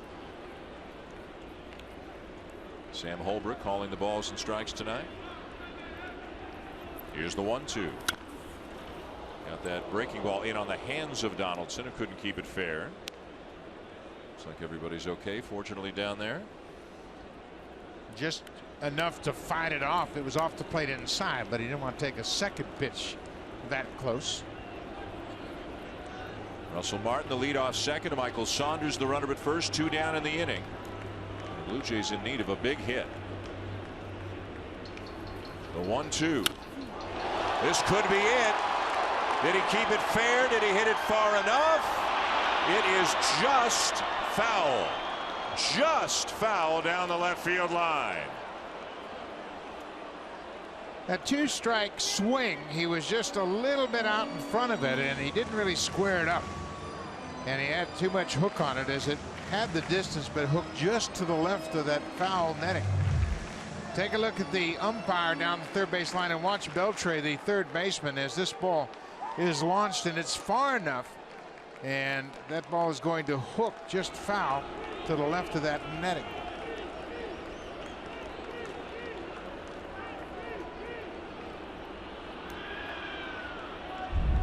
So they'll do it all over again. Again, the 1-2, and a high fastball is fouled back out of play. That's the best fastball of the night right there at 96 after that breaking ball, but Donaldson is still able to get that bat out and foul it off.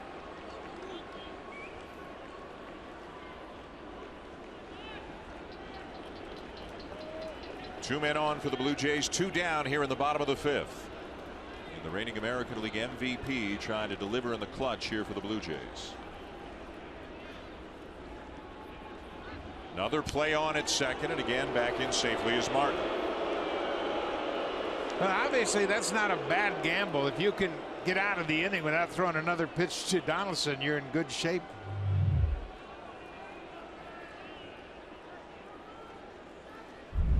It also shortens up Russell Martin's lead with 2 outs here, so he can't be quite as aggressive getting that secondary lead off the bag. Again, the 1-2 bounced in and away from Nicholas, and the runners will advance on the wild pitch.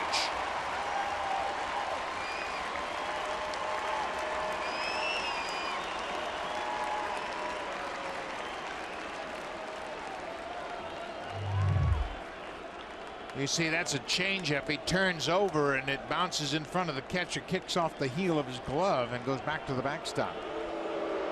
So now Josh Donaldson's at bat changes dramatically as he has the whole field to play with a man at third, the tying run at third, the go-ahead run at second. He may have been thinking about hitting a double, being more aggressive. Now with the 2 runners in scoring position, he can use the whole field. 2 balls, 2 strikes the count. Way high to the backstop, but it bounces right back to the catcher Nicholas, so the runners have to put the brakes on and go back. Yeah, and Beltre is going to come over from third base now, the veteran, saying, hey, Martin, we got the lead here. You 2 guys have to get your heads together. And Beltre wants to make sure everybody is on the same page. As you see, Tom Wilhelmsen, big righty, is loosening up for the Rangers. Beltre called timeout and said, wait a minute, we got to talk about this pitch. Boy, all of a sudden things have gotten very dicey here for Martin Perez. A base open, Bautista on deck, 2 men on. And a full count on Josh Donaldson. There it comes. Strike three called. Donaldson will not argue. Perez somehow gets out of it. And the Blue Jays leave two more men on base.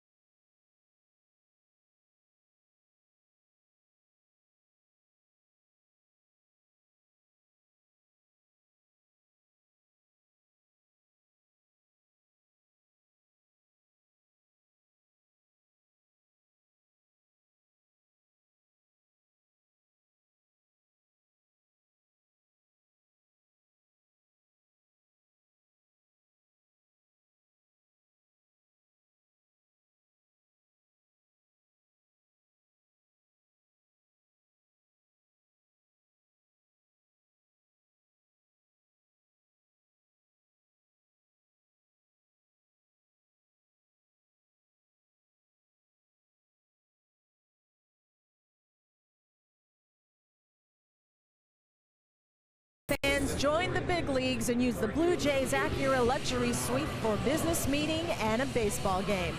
Call our account executives and find the package that best suits you.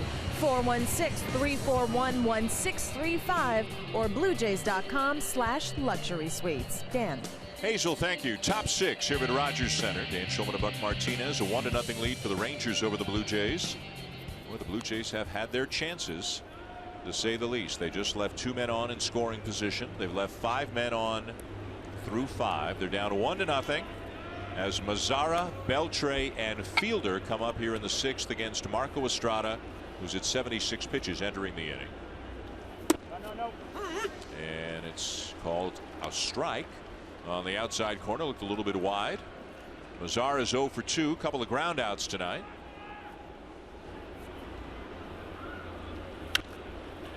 Well, there's that cutter, and it was a well-placed pitch. Just enough movement to take it off the barrel, and Mazara made contact right around the label of that bat. And boy, Marco has made a dramatic adjustment here in the middle of this ball game. And a swing and a miss. He gets Mazara on 3 pitches.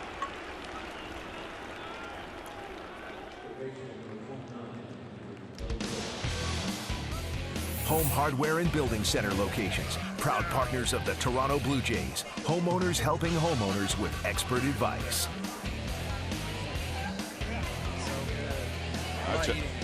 I'd take one of those.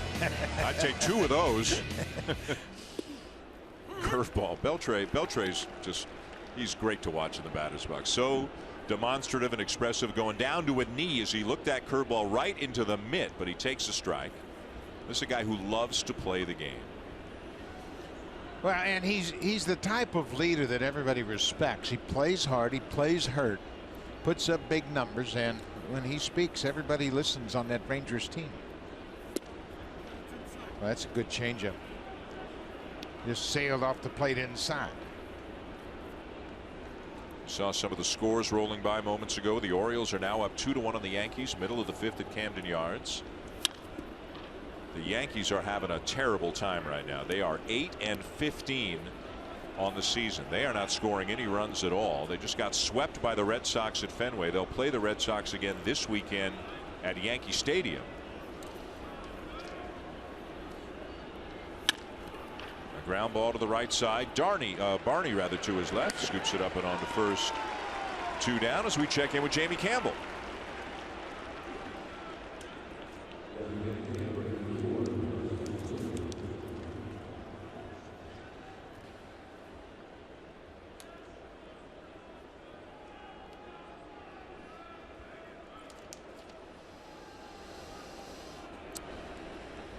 Baltimore got some bad news. They lost their shortstop, J.J. Hardy, fouled the ball off his foot and suffered a fracture in his foot, and he's going to be on the shelf for a while. So Ryan Flaherty is back. And there, I think Manny Machado might slide over. Yeah, that's what they're talking about doing.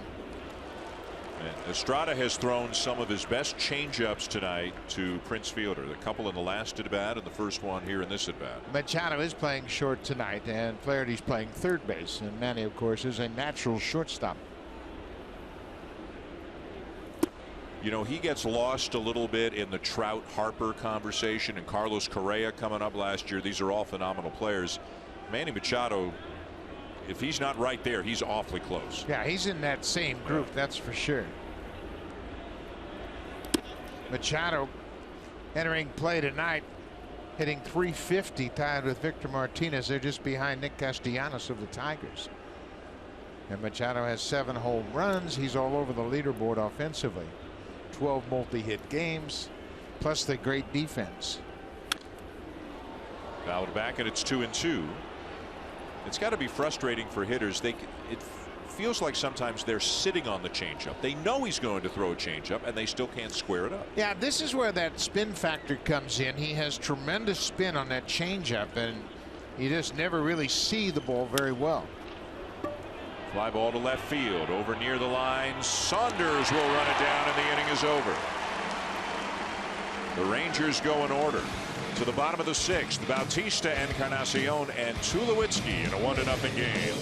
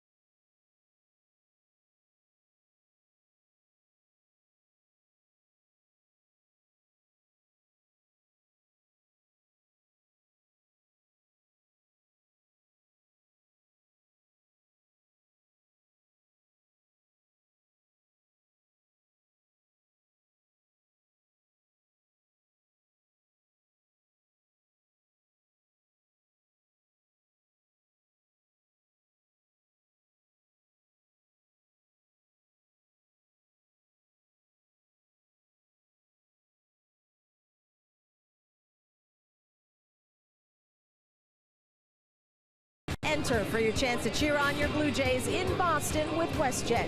Go to bluejays.com/WestJet Flyaway to enter. Bottom 6 at Rogers Center. And a new pitcher on for the Texas Rangers. Martin Perez kind of wobbled his way through 5 shutout innings. Here's Tom Wilhelmsen, the former Seattle Mariner. You can see some pretty ugly numbers for him. He has given up 5 earned runs in 2 separate appearances this year. One against the Mariners, his old team, one against the Orioles.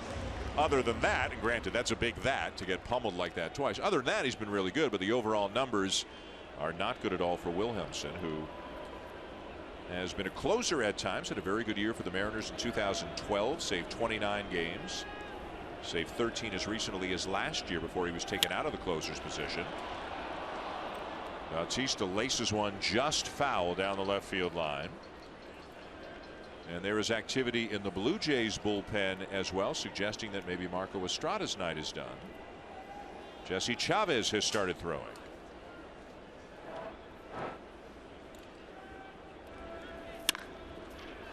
Pulled foul again, 0-2. Beltre took a step closer to the line after that first swing by Bautista.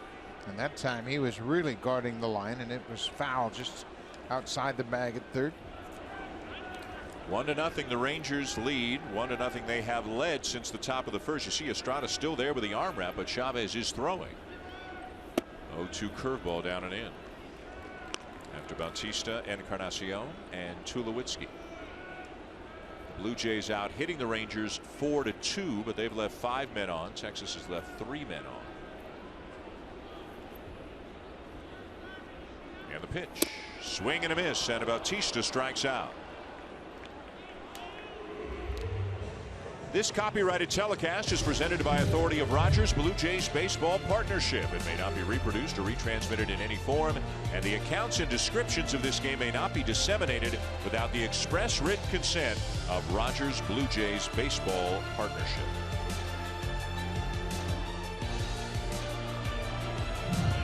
Dan Shulman, Buck Martinez with you at Rogers Center. Glad you're with us. Hazel May here as well, of course. Jamie Campbell, Greg Zahn. 1-0 Texas, bottom 6. Edwin Encarnacion a walk and a ground out tonight.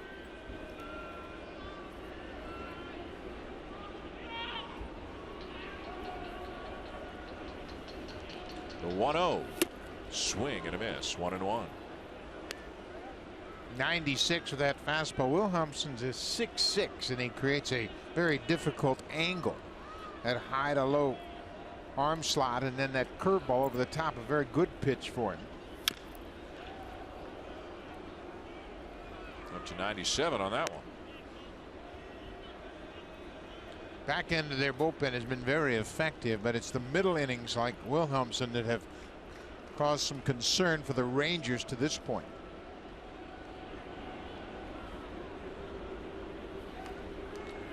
The 1-2. And a curveball in the dirt, bounces away from Nicholas, evens up the count at 2 balls and 2 strikes. One big part of their bullpen is on the disabled list. Keone Kela, who was so good down the stretch for them last year, has had bone chips taken out of his elbow, and he's going to be out for probably 3 months or so.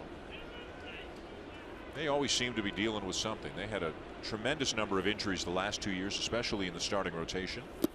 Curveball low, full count. They started last year with 4 of their 5 projected starting pitchers on the DL. Got off to a terrible start, got healthy, got going, and won the West. Caught Houston very late in the season. The Astros faded in the last couple of weeks. 3-2. And a ground ball to short. 2 down.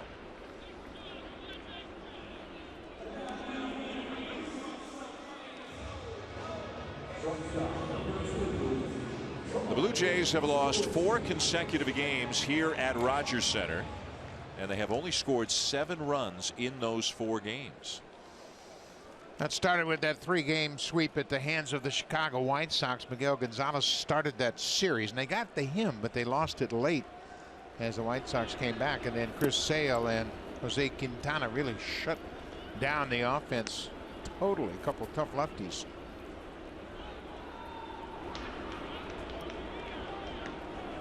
Next couple of days, the Blue Jays will face Colby Lewis and Derek Holland for the Rangers before the Dodgers come to town. There's a base hit into left field for Tulowitzki.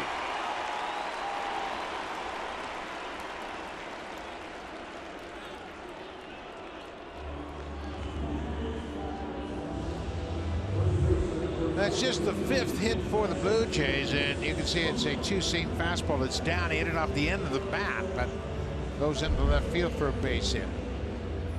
And Tulowitzki just trying to put together some at-bats, some hits, and get something going offensively. The batter, Justin Smoke, a base hit and a strikeout for the Blue Jays first baseman. Now 5 hits on the night for the Blue Jays, but still looking to find a way to score that first run.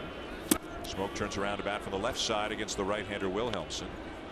And the Rangers, not surprisingly, will put the shift on. Smoke figures to get a pretty good opportunity to play, if not every day, pretty close to it over the next few weeks. After the suspension of Chris Colabello, Matt Dominguez has played a couple of times against lefties, but Smoke started this game tonight against the lefty. Yeah, and the thing about Justin is he hit 18 home runs last year and fewer than 300 at bats, so you just got to give him a chance to get some rhythm at the plate. He's a terrific defender at first, obviously. I think that power potential is intriguing. Chase is down and in, and the count is now 1-2. And for a guy who didn't hit for much of an average last year, he was very productive. Inconsistent at bats early in the season really hurt him, as Jose Bautista had a DH with his shoulder problems toward the end of April, and Smoke then got pushed to the bench. High fly ball to left field, pretty well hit, but Desmond will have room. About the 4th warning track fly ball that the Blue Jays have hit tonight. They will leave another man on, and they're still down 1-0.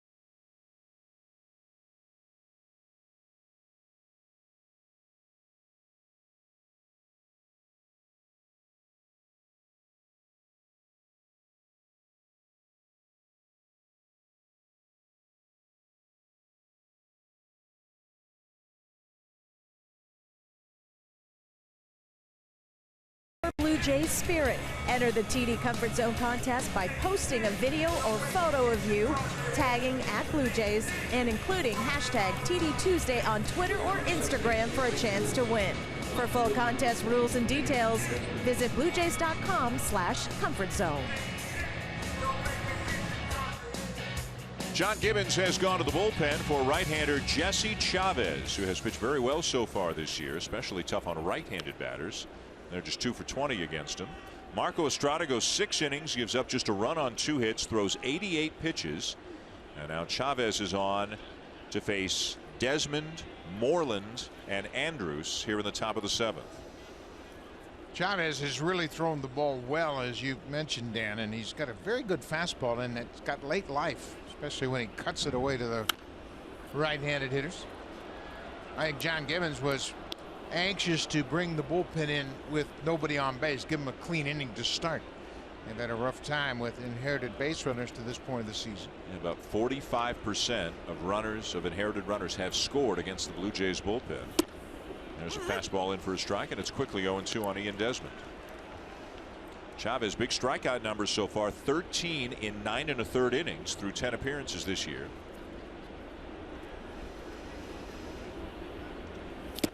And a swing and a miss at a breaking ball. 3 pitches and gone.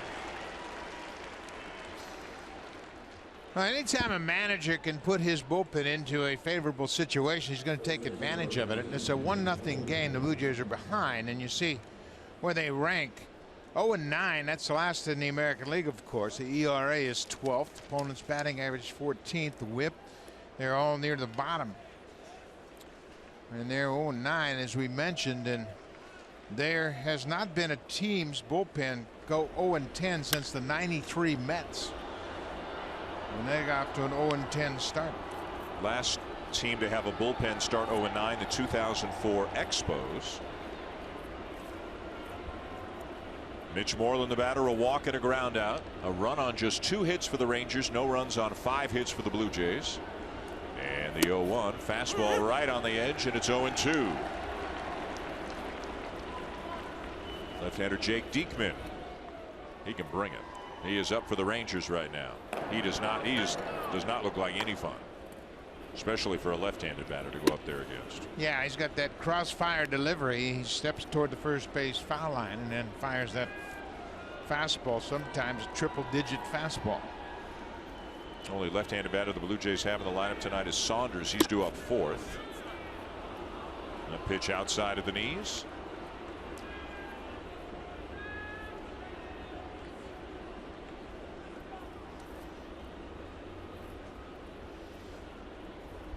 Two on the way. Breaking ball way down and in, and Chavez in frustration slaps his bare hand into his mitt.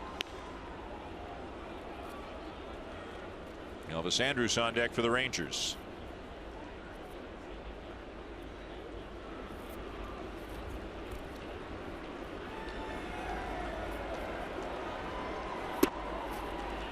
And it's outside, ball four. Chavez is asking for an appeal. They'll grant the appeal, but no swing, ball four.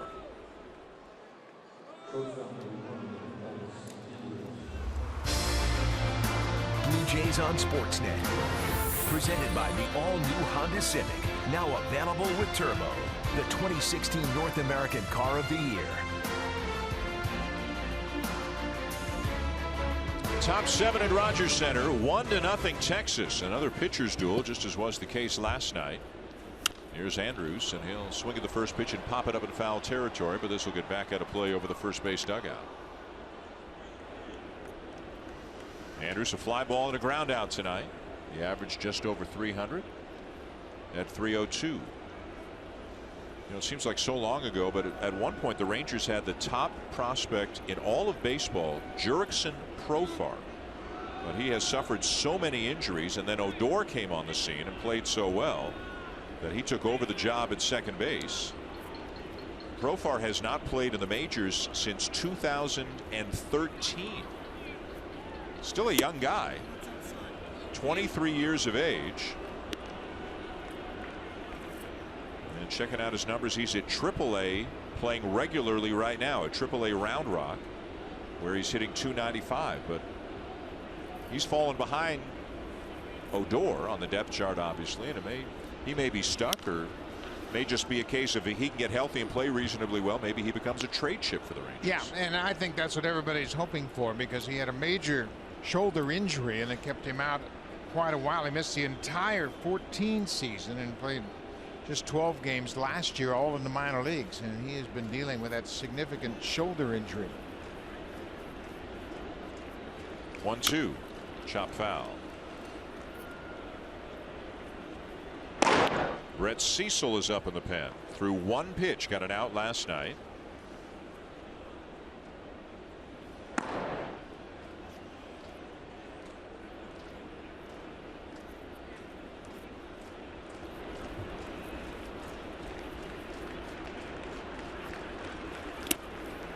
Check swing, 2-2. Yeah, and the bullpen is well rested, obviously. Cecil threw that one pitch and got out of the inning, and then Drew Storen had a 1-2-3 inning. So all hands on deck tonight, and certainly the Blue Jays are desperate for a win, so they're going to play matchup from here on out.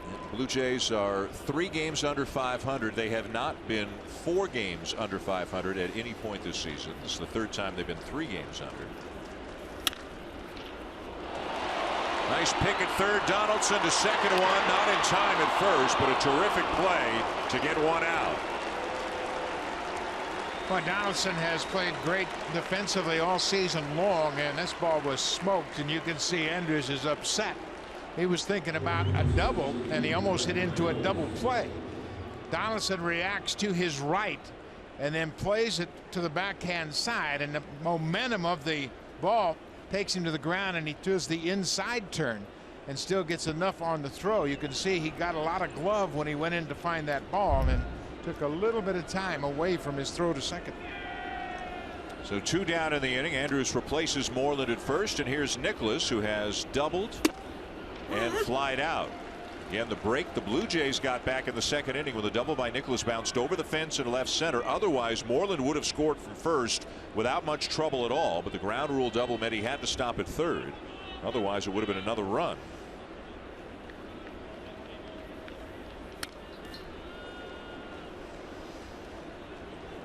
The count 0-2.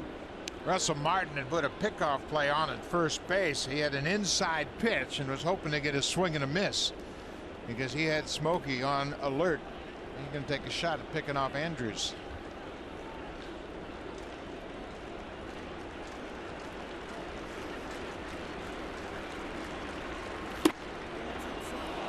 Just outside.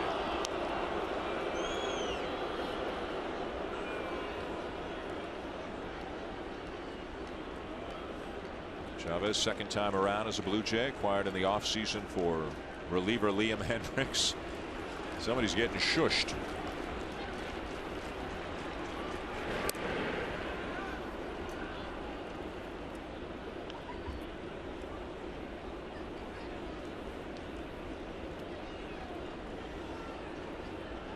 Andrews does not have a steal on the season. Chavez straightens up at the side. Runner goes. 1-2 is high. Throw down by Martin and safe at second. Very close, but the ball may have squirted out of the glove of Tulowitzki. Otherwise, that might have been the end of the inning. What a perfect throw by Russell Martin, and he has not really gotten off to a great start throwing, but that was an exceptional throw.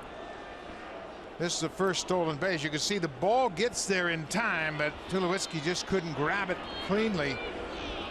He goes down and it's off the fingertips, and then the hand of Andrews knocks the ball loose. So now a runner in scoring position. The 2-2 swung on and missed, and the inning is over. A couple of strikeouts in the inning for Chavez. Seventh inning stretch at Rogers Center, still 1-0 Texas.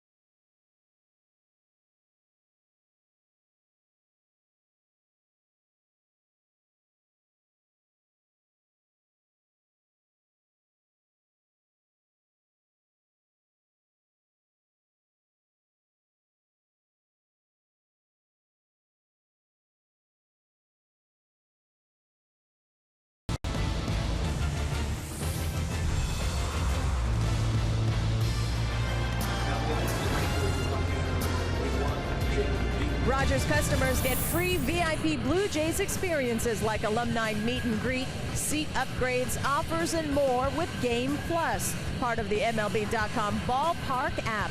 Learn more at BlueJays.com/Game Plus. Hazel left-hander Jake Diekman comes out of the Texas pen. A hard-throwing lefty. Trying to protect his 1-0 lead in the bottom of the 7th. He's going to face three right-handed batters in Kevin Pillar, Russell Martin, Darwin Barney. You can see the batting averages. He handles both righties and lefties very well. He's a hard thrower, and the Rangers got him along with Cole Hamels from the Philadelphia Phillies last July, and what a addition he has been to their bullpen.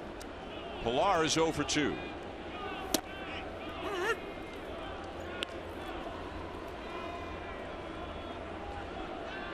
Blue Jays had the leadoff man on in both the first and second. Got runners in scoring position in the first and the fifth.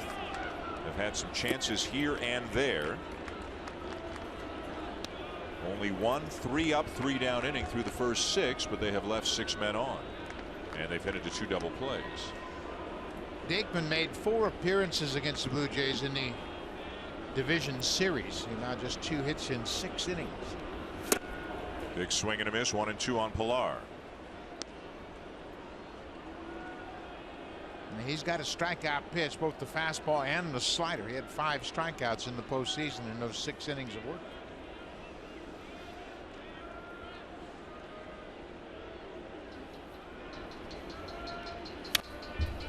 Well, the way this is lining up for Jeff Bannister, if things continue to go well for the Rangers, you're looking at Dyson in the 8th and Tolleson in the 9th, so the possibility of another Dyson Bautista matchup looms, but of course a lot can change between now and then.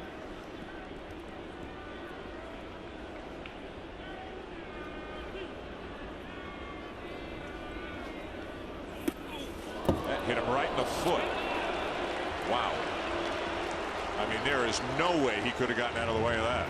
Now you're anchored on that back leg, and it's difficult to move that back foot. That's what the pitchers call that back foot breaking ball. And Pilar reaches base to start the inning. He's trying to bury this slider down and in, and you can see it actually clipped him on the front foot.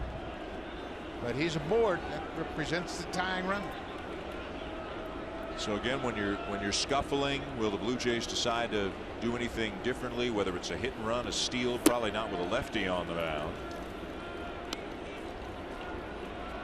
Or do they play it straight up and hope the bats can deliver a couple more hits? Well, and it's John Gibbons is one not to panic, try to change their style. They kind of just stick to the game plan. He doesn't do a lot of hitting and running with these guys. Yep. In the past, they've all been very good hitters, and the ability to hit doubles is what they're hoping for. Diekman helping them out right now, unable to find the strike zone.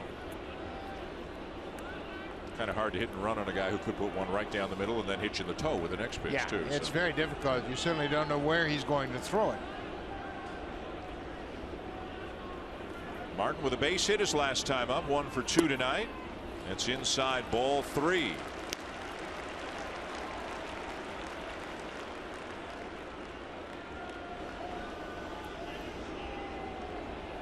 Darwin Barney waiting on deck. Michael Saunders behind him.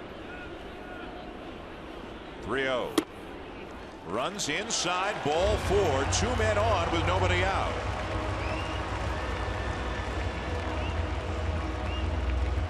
Well, this is where you really run into a dilemma if you're John Gibbons. You got a guy that's having trouble throwing strikes. Do you want to give him an out and sacrifice in this situation?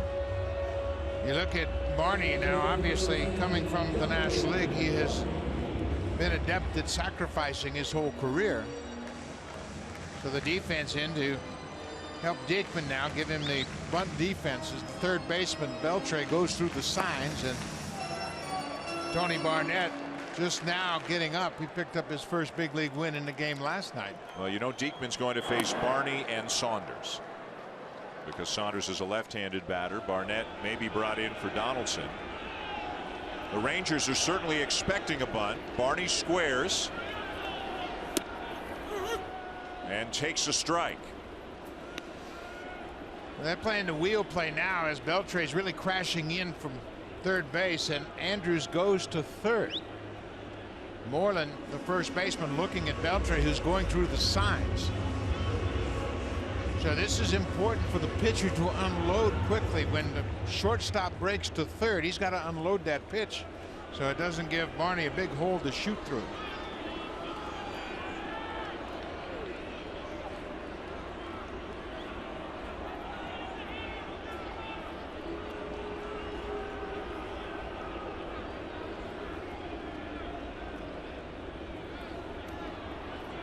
Barney squares early again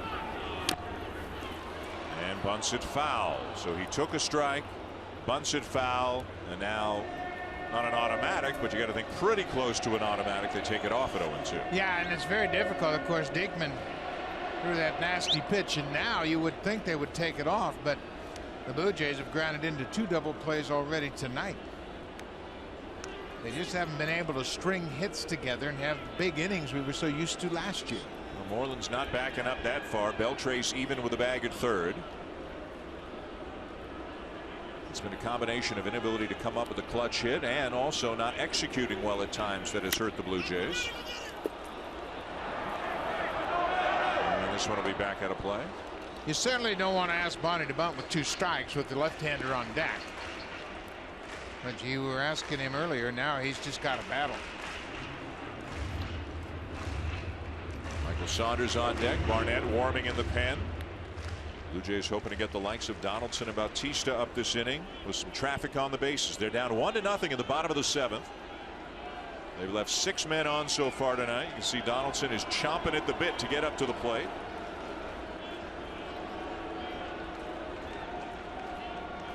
Again, the 0-2. You have no room to take close pitches. With 2 strikes, Barney got a piece of that one. That was a nasty breaking ball.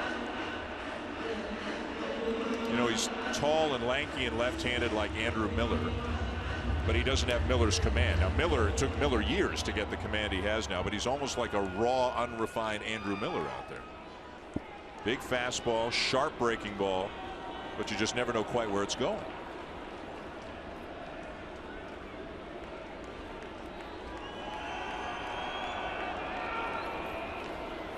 Way outside. Yeah, this is where Barney just has to let him turn it loose, protect the plate, and try to put one in play over the infield.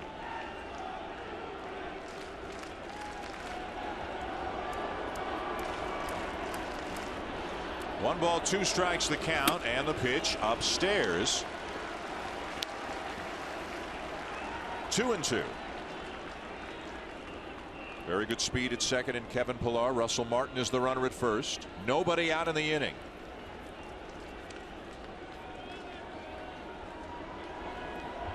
And the Blue Jays looking to break through against Jake Diekman. A look back at Pillar and the 2-2 way outside again. I mean, he's got that plate surrounded right now. Look at all those pitches, how far away he has missed, and he's run the count full. And he really changed his delivery on that last pitch, just trying to throw a strike, and he missed badly. He's all over the map. Yep. Count now full.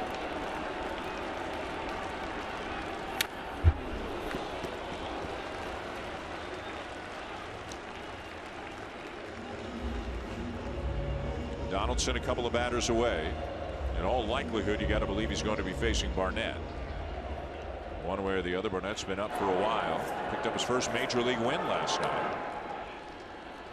Diekman in there to try to get Barney and then face the left-hand hitting Saunders. But he has hit a batter, he's walked a batter, and now the count is full on Barney.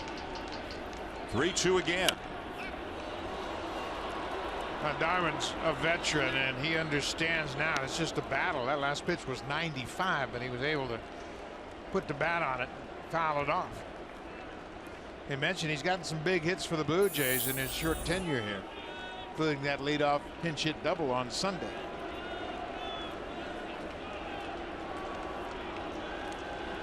So the battle continues between Diekman and Barney. The 10th pitch of the at-bat. Fouled off again. Crowd getting a little bit noisier with every pitch, appreciating. Now Barney's hanging in.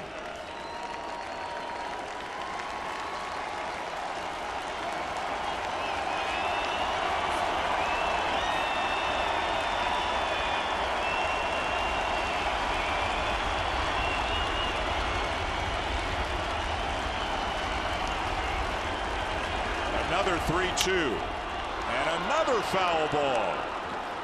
Barney's hanging tough, and this is an unusual situation here. Look where Mitch Moreland has set up the first baseman. He does not have to worry about Russell Martin getting a big lead with that new rule at second base on the double play situation. So now you're allowing the defense to cover more territory because you know Martin can't break up a double play.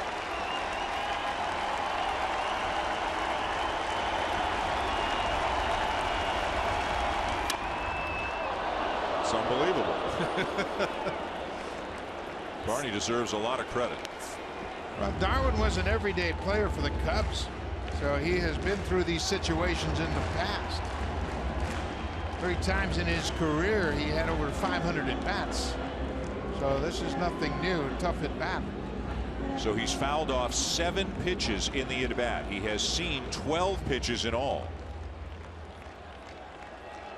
Diekman has thrown 21 pitches, hasn't gotten an out yet.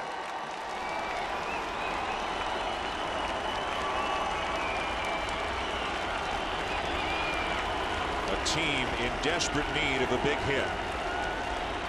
3-2 again. And another foul ball. Breaking ball that time, but he was able to pull it foul. Quite a battle going on, and Darwin just shortening up, trying to come up with a base hit here. Maybe Barnett got lonely, so they told Phil Klein to get up and start throwing. They got 2 righties up in the pen right now.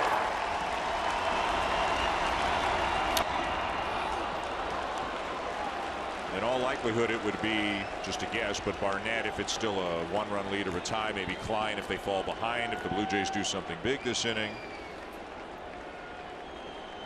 Got to be frustrating for a pitcher to throw this many pitches, and the hitter keeps fouling off everything you throw. Yeah, you have a tendency to try to make the pitch better, and that's generally when you make a mistake.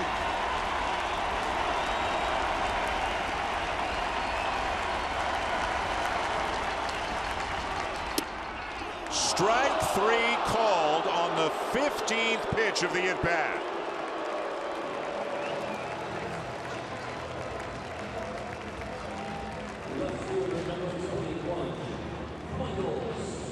Barney had a heck of an at bat, but this pitch, it's the breaking ball and catches the outside corner. He had been fighting off pitches off the plate inside, spoiling pitches away. He just couldn't pull the trigger on that last slider. Barney gave it everything he had, but ends up striking out for the first out. Jeff Bannister checking on the progress down to the bullpen as Doug Rocaille, the pitching coach, is out to the mound. I mean, you got to believe one way or the other that Diekman faces Saunders, the lefty-lefty matchup. And whichever pitcher they've got out in the bullpen should be ready by the time this at bat is done. Yeah, they've had plenty of time to get loose. They can have whoever they want now. Saunders has singled, struck out, and walked.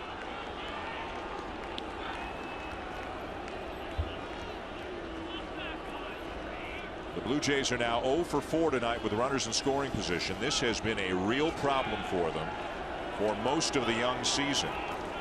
In their last 12 games, they've lost 8 of them, and they're hitting just .195 as a team with runners in scoring position. Add on the 0 for 4 tonight. Just low, ball 1. Saunders done a good job against lefty pitching. Has another hit tonight, 1 for 2.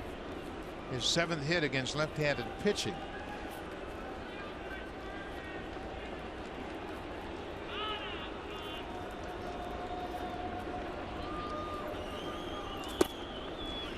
I would think as a left-handed batter, you've really got to tell yourself to hang in against this guy. He's big, he throws hard, and you're not quite sure where it's going half the time. Well, and the thing about Saunders against the lefties, he has 2 doubles and 3 home runs. So his hits have been extra base hits, and he's done some damage. Boy, it feels like Pilar and Martin have been out on the bases for about half an hour here. 2-0 chopped, foul, just foul up the first baseline, 2-1.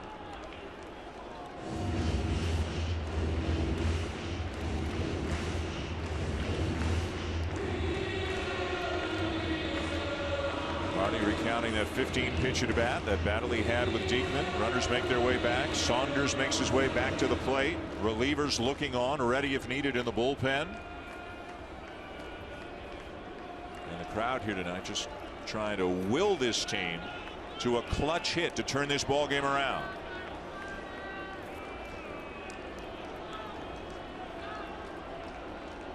A look back by Diekman, and now the 2-1 to Saunders. Swung on and missed, 2-2.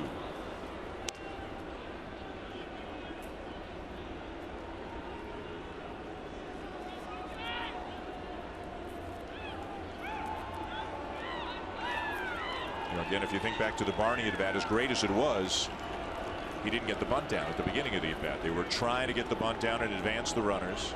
Once he got to 2 strikes, they took the bunt off.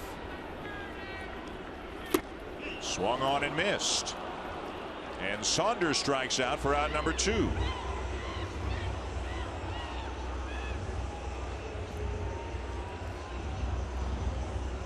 And now the move to the bullpen. So Diekman was out there a while, but he got a couple of outs. Yeah, it took him a long time to get 2 outs, and there's still 2 aboard. So Bannister will go to the bullpen. And it'll be Barnett, the winner in last night's game, who will take over, inherit a couple of runners, and have to deal with Josh Donaldson. When we come back, Texas still clinging to a 1-0 lead.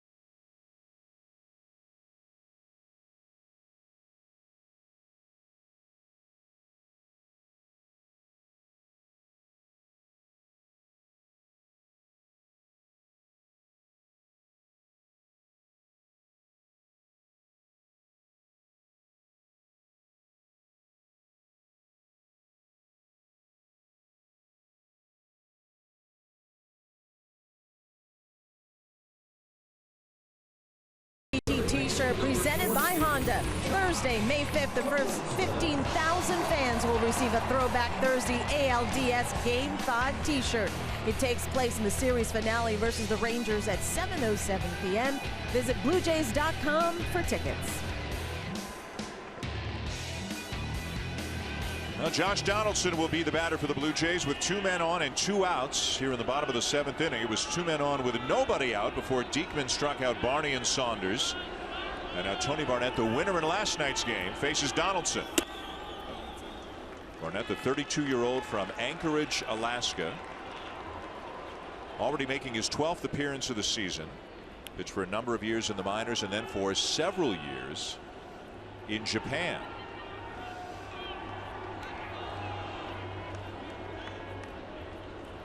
This year, his first ever opportunity in the big leagues.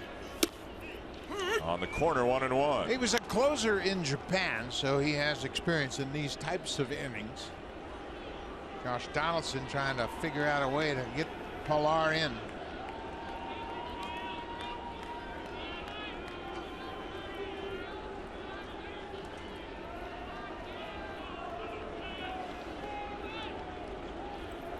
The 1-1. And a nice block by Nicholas behind the plate. Ball 2. So Martin Perez went 5 shutout innings. Wilhelmsen the 6th. Diekman a couple of outs and a couple of runners here in the 7th. And now Barnett on to try to get Donaldson and keep this 1-0 Texas lead intact. Donaldson a base hit, a walk, and a strikeout tonight. Here's the 2-1 and a swing and a liner off the end of the bat, and on comes a charging Desmond to make the catch and end the inning. So another missed opportunity for the Blue Jays. They have not been able to come up with the clutch hit tonight, and at the end of 7, they're still trailing. They're still being shut out. The Rangers still lead 1-0.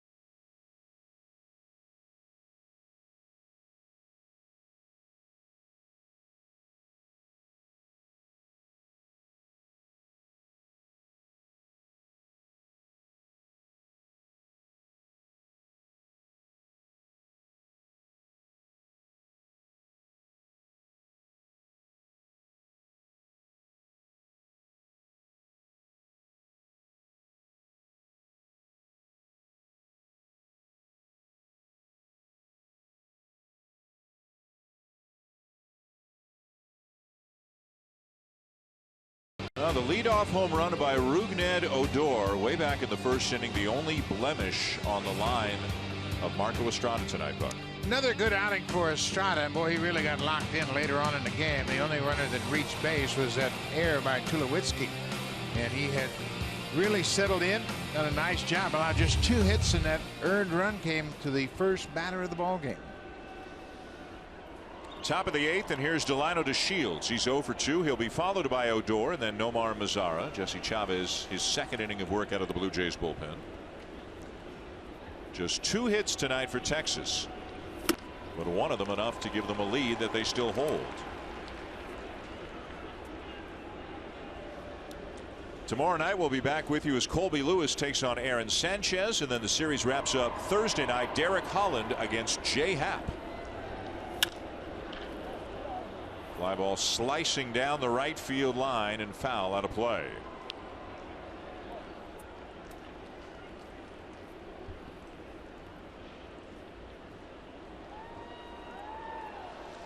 Brett Cecil's up again, and he's got some company. Roberto Osuna is now up in the Blue Jays pen.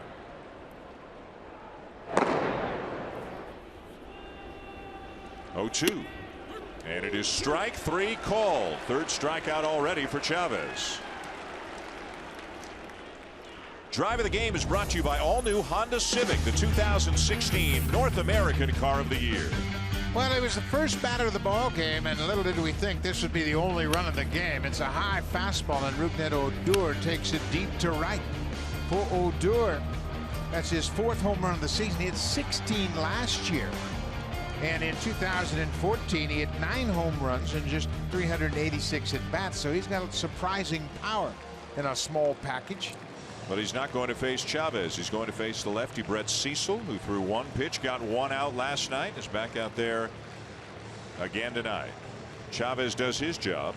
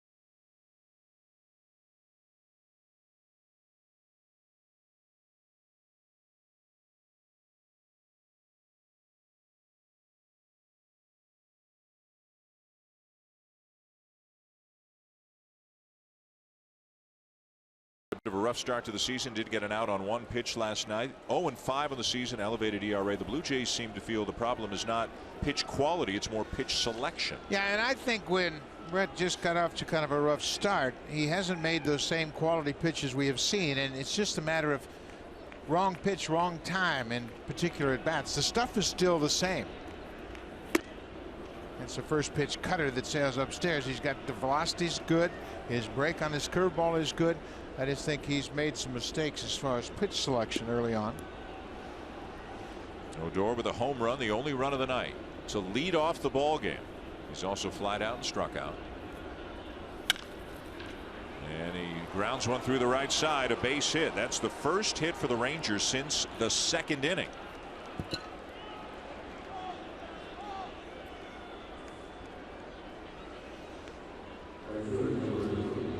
This looks like another cutter that was away, and Odor is able just to hook it through the hole on the right side of the infield.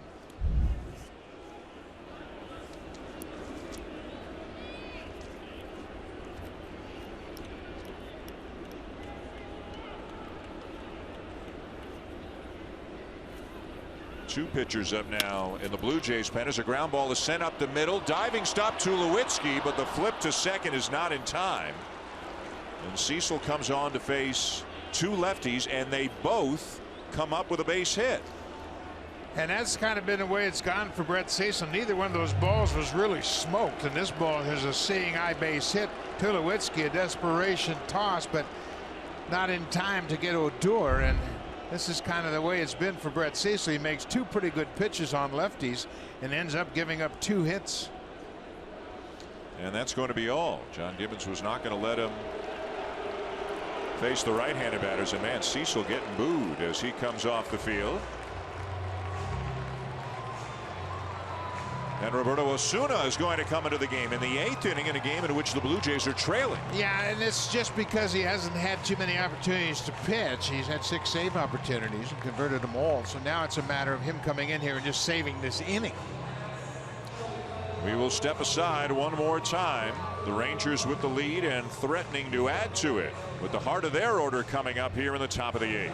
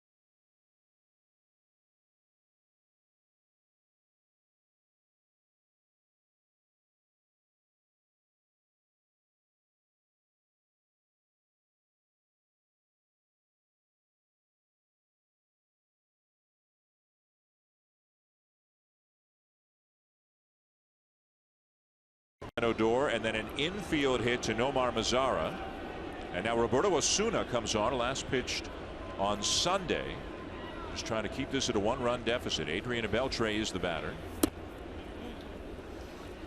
Osuna had the 5-out save in Game 5 of the division series against the Texas Rangers to wrap up that series.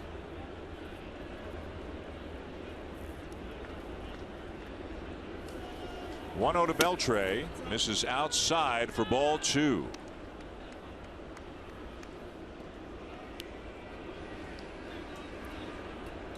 The Blue Jays have been unable to take advantage of their opportunities tonight. The Rangers trying to take advantage of one here and extend the lead. Beltre's 0 for 3. Hitting .280. Big cut and a foul back, 2-1. Now Osuna's got another weapon that the Rangers haven't seen an awful lot of, and that's that slider. He has thrown it very effectively. Fastball, slider, and a changeup. Obviously his bread and butter, the great fastball. But now he has confidence he can use the slider and the changeup to get him out of tough situations.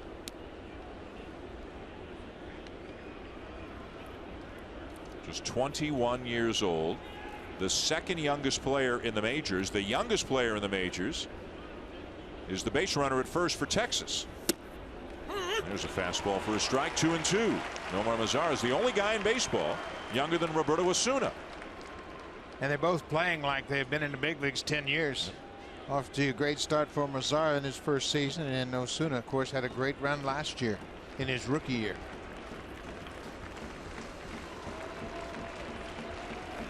Two. In the air, shallow right. Who's going to get there? Barney with a great over-the-shoulder catch, thrown at third, and they got him. What a sensational play by Darwin Barney.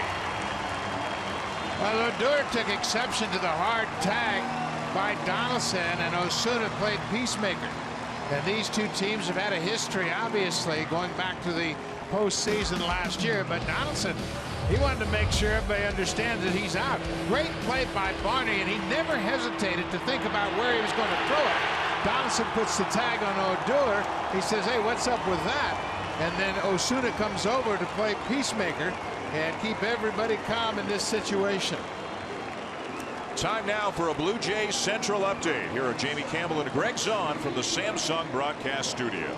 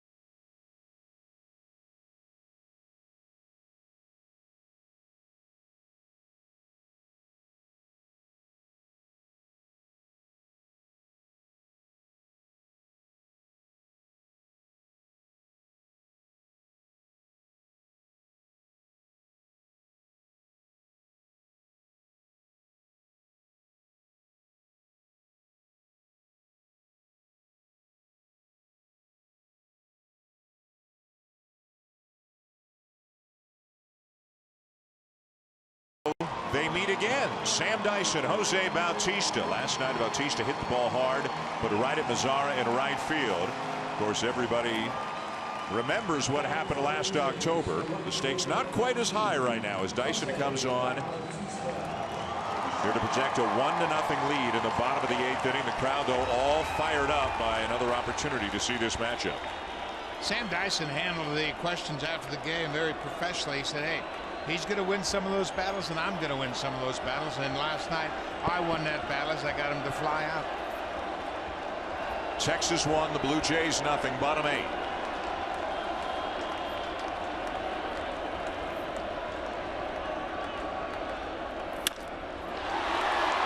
And a virtual carbon copy of what happened last night. One down. Bautista hit it hard last night, does the same tonight, but both times flies out to the right fielder. There's been a lot of head shaking and grumbling amongst these Blue Jay hitters in recent games.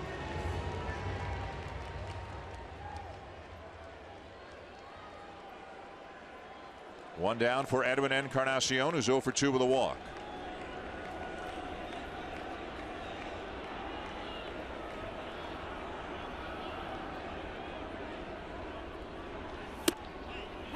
And a strike. Rangers bring some heat out of that bullpen. Diekman's 96-97, Dyson's 96.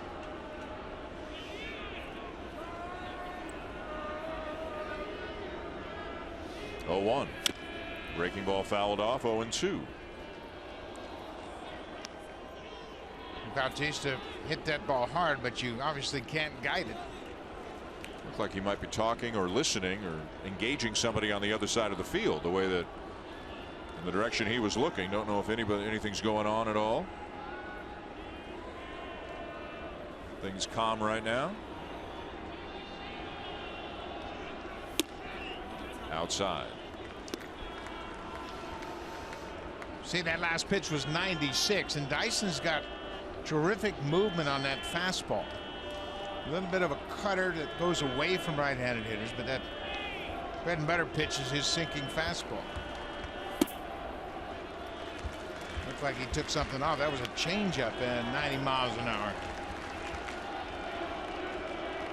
Crazy to think that pitchers throw changeups at 90 miles an hour. Yeah, it's really interesting, and Felix Hernandez, of course, is the guy that really started that trend. 2-2. Outside with a fastball at 98, and the count now full.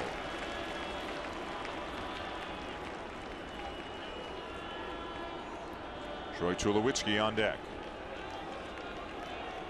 Rougned Odor homering to lead off the top of the first. That is the only run of the game. Bouncer to second, right at Odor. And an easy play to first for out number 2. Yeah, you would think when these two ball clubs get together, it's going to be a little bit more scoring in the game, but you got to tip your cap to both pitching staffs. Blue Jays lost 2-1 last night, and they trail 1-0 tonight. So with 2 down and the base is empty, the batter will be Troy Tulowitzki. 1 for 3 tonight. Had a base hit his last time up.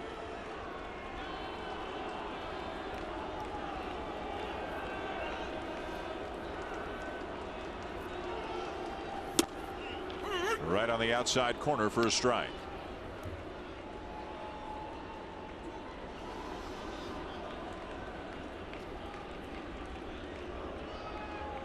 Joe Biagini is still up in the bullpen throwing right now for the Blue Jays. All is quiet on the Texas side. Boy, 2 good pitches. Can't make him any better. Yeah. 97 on the corner. Tulowitzki facing Dyson last night, hit that fly ball to right that turned into that inning-ending double play.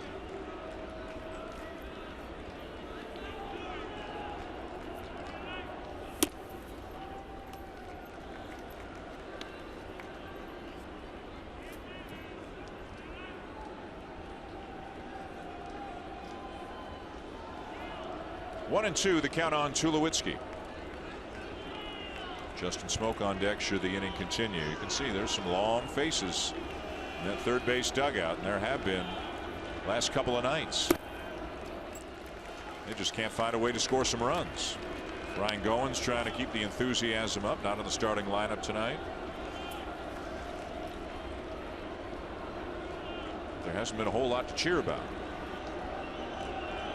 It's baffling to everybody, especially the hitters.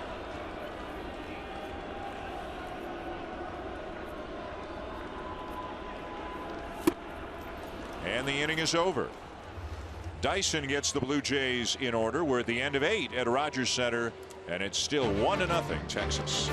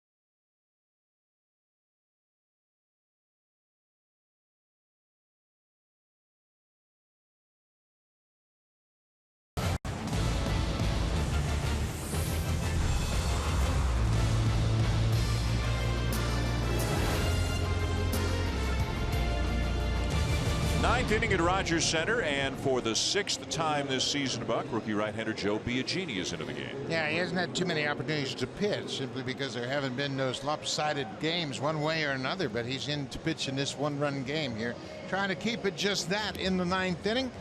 He's got pretty good control, and he does a nice job of pounding the strike zone down. He's got a good moving fastball, a cutter that he's starting to incorporate, and a very good curveball. A 2-1 win for the Rangers last night. A 1-0 lead for Texas tonight. We mentioned last night the Blue Jays are just 2-7 this year in one-run games, and they're trailing by 1 right now going to the 9th. Fielder, Desmond, and Moreland to face Biagini after Osuna came in the 8th inning with men on base and got the pop-up that turned into a double play. Down the left field line, that is a fair ball. And Fielder's going to rumble around first and coast into second with a leadoff double.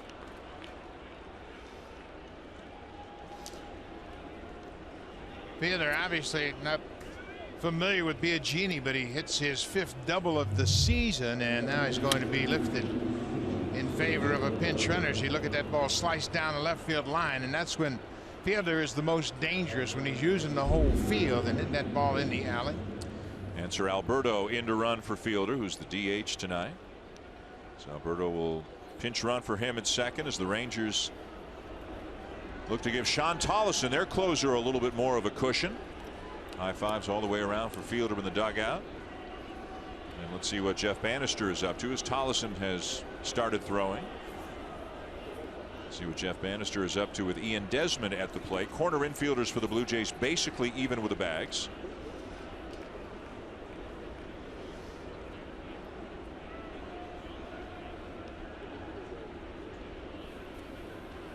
Swinging away, and he fouls it back.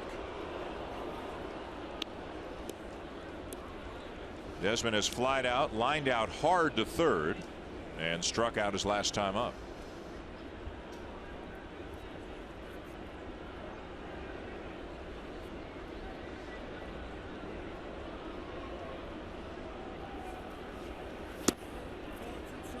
Runs inside, a ball and a strike. You can see how Russell Martin really had trouble corralling that fastball. It's got late movement and real good sink. And Biagini creates a very difficult downhill plane, that sinking fastball.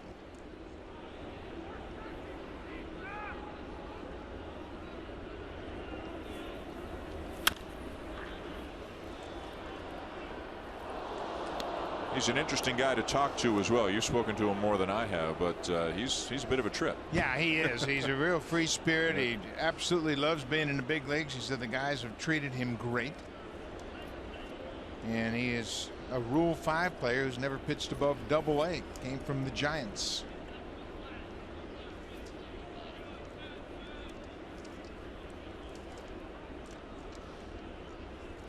One-two to Desmond. Breaking ball inside. Might come right back with that curveball again, as Desmond hasn't seen it. That wasn't his good curveball. He left it inside.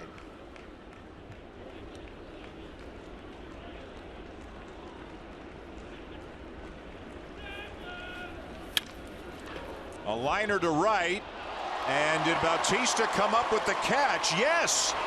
The first base umpire is signaling that that is an out, and if that holds up, that's going to be a double play. And Bautista comes up holding the back of his right shoulder. For sure the Rangers are going to review this, or ask for a review to see if that ball was caught or trapped. The call on the field by the first base umpire, Rob Drake, was that was a catch, that was an out. That was not an out. Now it bounced into his glove, and this is where it really becomes interesting, because they threw the ball to second to double up Alberto, the pinch runner, and you can see it clearly skips into his glove. He did a heck of a job of making the play on it, obviously wanting to keep that ball in front of him. But first base umpire ruled it a catch, and I think they're going to overturn this one. And here's where the umpires have some discretion where to place the runner. There's a bit of gray area here. I would imagine they would let Alberto go to third because he was running to third, assuming the ball would be trapped. So why would they send him back to second? They won't let him score, but they'll let him go to third, I would think. Yeah, it's interesting how they're going to place the runner, because you see Bautista got up and they signal a double play. But the first out of that double play will more than likely be overturned. This replay review powered by Samsung. Sinking liner, Bautista trap the ball, and Alberto goes to third. They throw to second. You record the second out on the double play, and Jose still feeling the impact of that diving catch in right.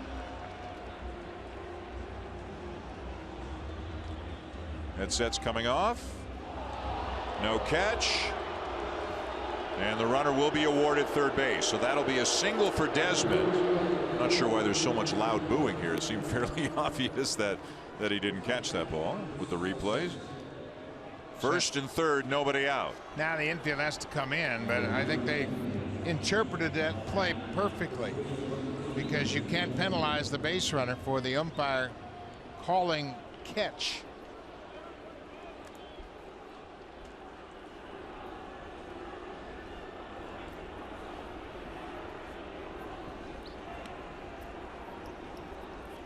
Barney in to talk to Biagini. First and third, nobody out, and Mitch Moreland is the hitter. Moreland has walked twice and has also grounded out.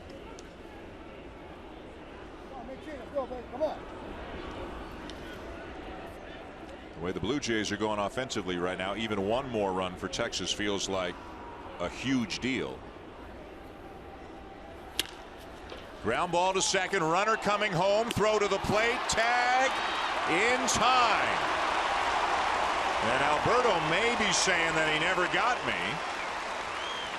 Little bit of a hesitation by Barney getting the ball out of his glove, but apparently still in time to get the out at home plate. Yeah, Russell made a nice tag on Alberto coming in, and he kind of reacted as if he thought, well, maybe he didn't have a lane, but Russell certainly gave him the lane, and then once he catches the ball, he slaps the tag on him, and he made a good tag.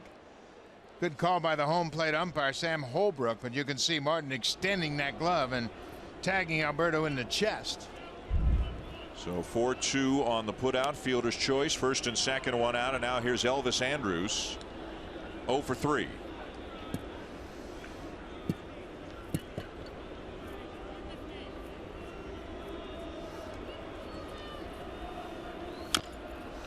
Looking ahead to the bottom of the ninth, the Blue Jays will send up Justin Smoke, Kevin Pillar, and Russell Martin, the 6, 7, 8 hitters in their lineup. Joe Biagini never ever looks like he's rattled in any situation, and obviously he's just 25 years old. First time he's pitched above Double-A in his life, but he handles all these situations. He appears to be very confident and calm.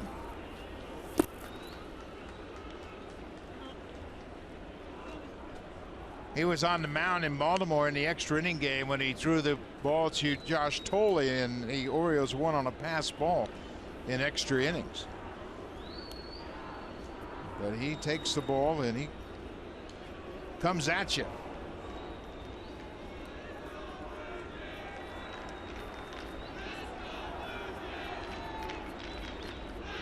The 1-1. Swung on and missed. Boy, that's got a lot of movement for a 96-mile-an-hour fastball.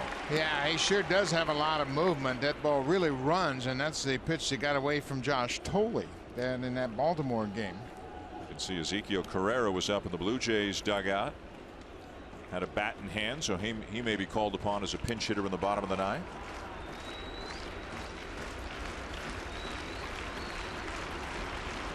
One-two. Strike three called. A late call from home plate umpire Sam Holbrook. Elvis Andrus saying that's off the plate, but Holbrook rings him up. Well, Biagini threw him a nasty sinker earlier in the at bat, and then he throws this ball to the outside. You can see the spin and the movement taking it back over the outside corner. Andrews gave up on it, but Sam Holbrook rings him up, and you can see by pitch tracker it caught the outside corner.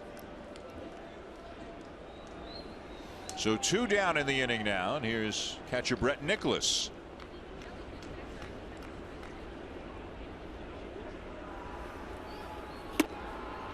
In there for a strike, 0-1.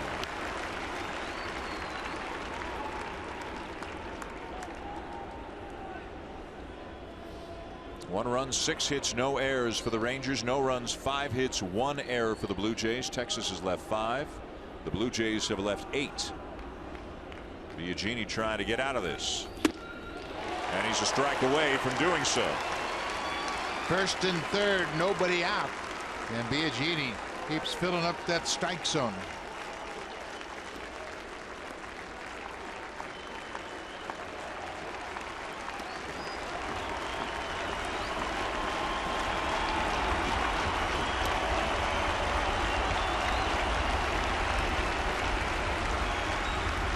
The 0-2 down low.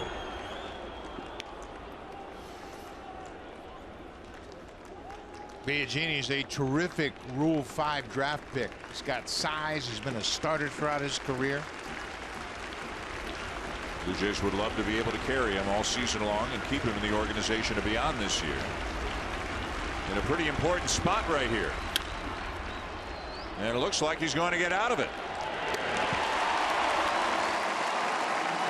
To the bottom of the ninth at Rogers Center, the Blue Jays coming up trailing 1-0. Scheduled hitters Justin Smoke, Kevin Pillar, and Russell Martin.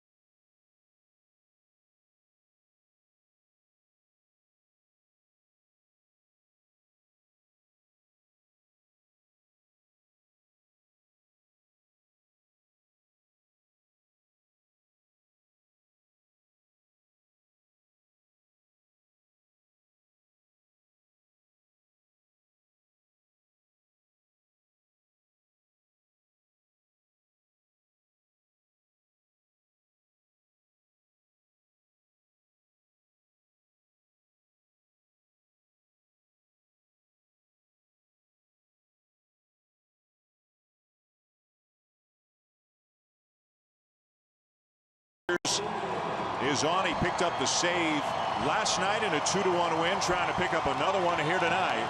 Another 1-run lead. This time it's 1-0 with Smoke, Pillar, and Martin due up for the Blue Jays. Darwin Barney would be fourth. We saw Ezekiel Carrera up with a bat in his hands minutes ago. Meanwhile, Jose Bautista, after trying to make that catch, that trap out in right field, was reaching up behind his right shoulder and getting a little bit of attention now from George Poulos. All right, he made a terrific play on that to keep it right there. Took it on the short hop, and he was able to keep the runner Alberto from scoring. That ball gets by him. They might both score. So here we go to the bottom of the ninth. The shift is on as Smoke leads off the inning against Tollison. And he paints the outside corner with the knees for strike one. Dyson made some very good pitches in a 3-up, 3-down bottom of the eighth.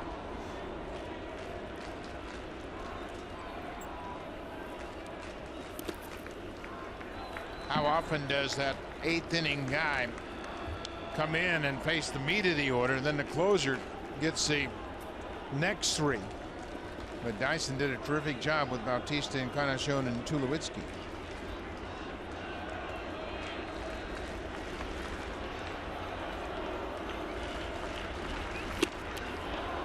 Swing and a miss by Smoke, and the count is 1-2. See the catcher set up on the inside part of the play. That ball ran across to the outside corner.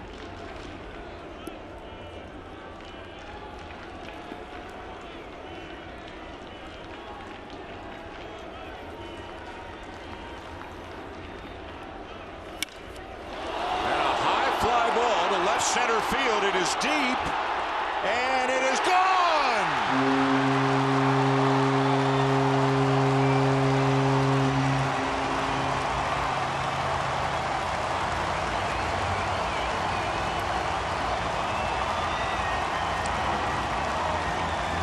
Justin Smoke with his first home run of the season, and what a time to come up with it as he ties the game here in the bottom of the ninth. Well, we mentioned Smoke with 18 home runs a year ago, getting an extended opportunity to play, and boy, he drilled that ball to the power alley. This team was in desperate need of a big hit, and that's the biggest one they've had for a while. Here's Kevin Pillar. Ball out over the plate. Tollison was ahead, and Smoke hits that fastball to the opposite field and knocked it out of the ballpark. Pillar 0 for 2, hit by a pitch as well, as he takes down and away a ball and a strike. That fastball ran right to the barrel of the bat with 2 strikes, and Smoke squared it up.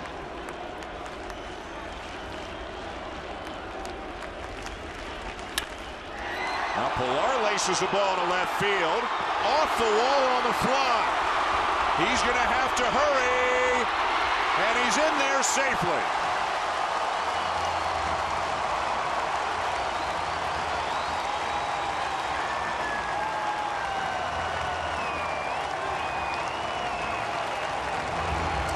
But Kevin Pillar has been swinging a red-hot bat, and he missed a home run by about 2 feet, and then makes a heck of a slide, grabbing onto that bag at second just ahead of the tag of Odor. Russell Martin will be the batter. The winning run at second with nobody out of the bottom of the ninth. Do they bunt? I don't think they bunt. I think they have Russell hit away.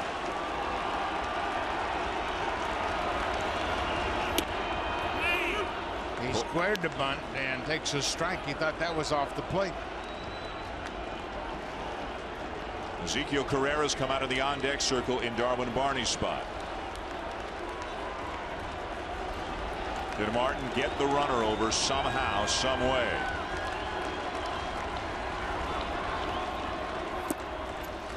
Russell's so good when he's swinging the bat well and hitting the ball to the right side. I mean, he's one of your impact players.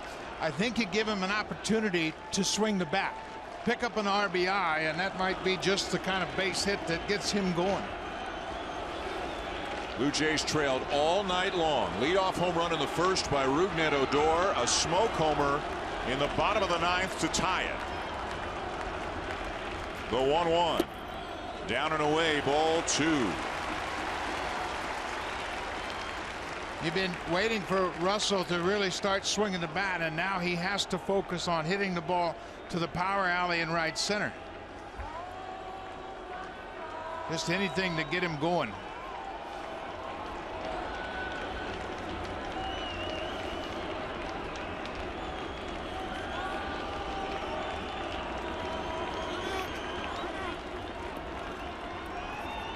Pillar hit that ball about as hard as a ball can be hit. A little more elevation, it goes out. Because he hit it so hard, he needed all the speed that he's got just to get to second base. Yeah, he really smoked it, and like it was just a couple of feet from going out.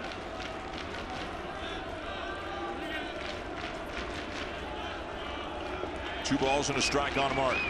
Nobody out in the inning, and the winning run at second base. And the pitch. Trying to go the other way. Well, Kevin Pillar came into this game really swinging the bat with confidence. He had 3 hits in the game last night, and watch this line drive. I mean, this is a bullet just short of the top of the fence, and Desmond makes a heck of a play to make it close at second. And Pillar, you know, he's always running out of the box with a chance of getting that double. 2-2 on Martin. Inside, and the count is full. Carrera to bat for Barney next.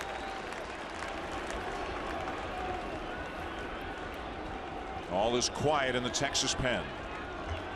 Tollison with a blown save on the home run by Smoke.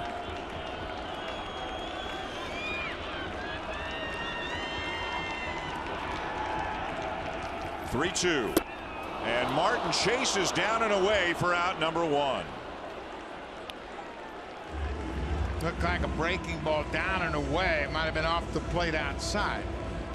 And Russell strikes out. Changeup. Down and away. What a pitch from Tollefson with a full count.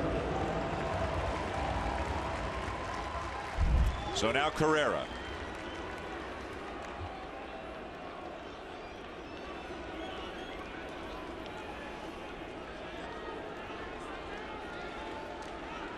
Carrera 12 for 36, a .333 average. This is just his second pinch hitting assignment. He's 0 for 1 on the year as a pinch hitter.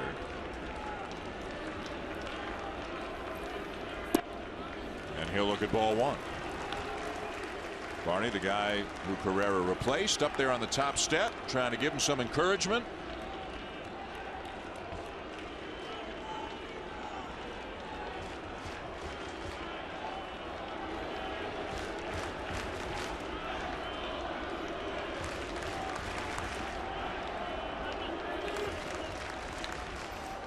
Tollefson did a good job as Pilar was bouncing off second. And he didn't look at him till the last minute, and then Pilar had to shorten up his lead. But obviously you can see Andrews is shadowing Pilar to try to keep him as close as possible. Don't want him to get a great lead. The Blue Jays 0 for 7 tonight with runners in scoring position.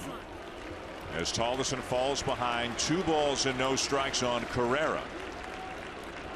A base open, Saunders on deck. Now everybody's standing. A lot more life in that dugout than there has been most of the night. The Smoke home run did that. The Pilar double didn't hurt. And now again time is called as Nicholas says to Tollefson, let's start this over again. A lot on the line here in a tie game in the bottom of the 9th.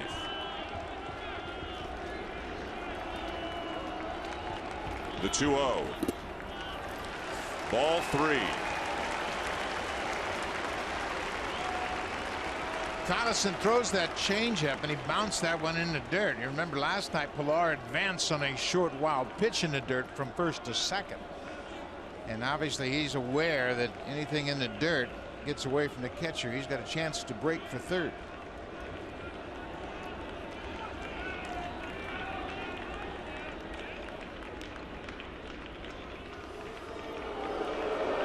Pilar's done a good job of getting in the head of Tollefson. Bouncing off the bag at second.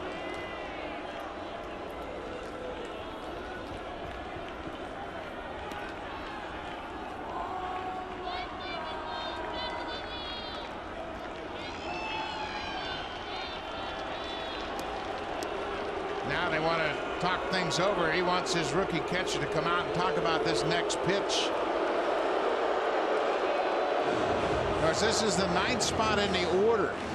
You got Saunders on deck.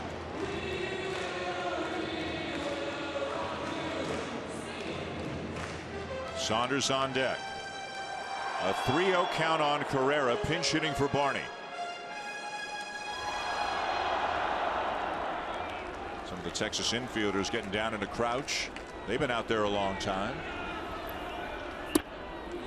Ball 4.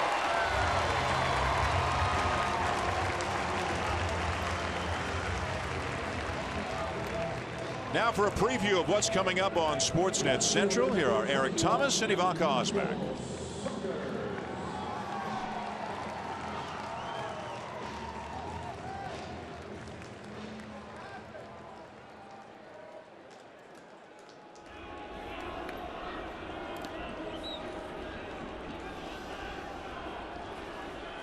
All right, Ivanka, thank you. The outcome still to be decided here at Rogers Center, but a 1-1 tie. Michael Saunders is the batter, 1 for 3 and a walk.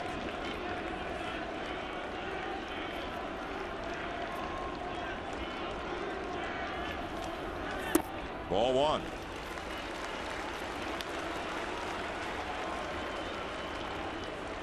Nomar Mazaro threw out a runner at the plate in last night's game. He's got a terrific arm in right.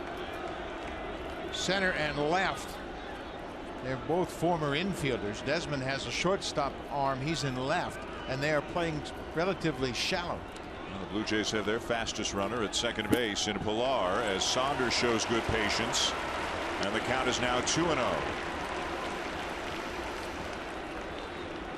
Bautista may get an opportunity, but before that were to happen, it would be Josh Donaldson. It's come around back to the top of the order after the home run by Smoke, the double by Pilar, an out later, a walk to Carrera. And Tollefson in all kinds of trouble right now.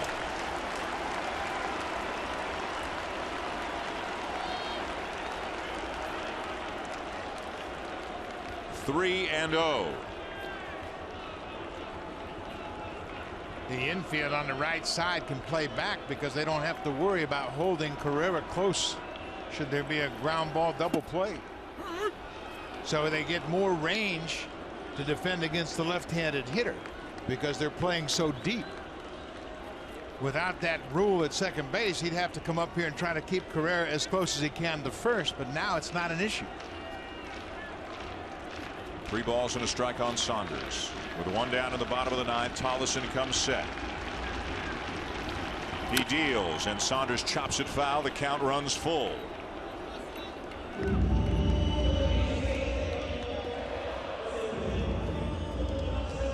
Donaldson next. And potentially Bautista after that.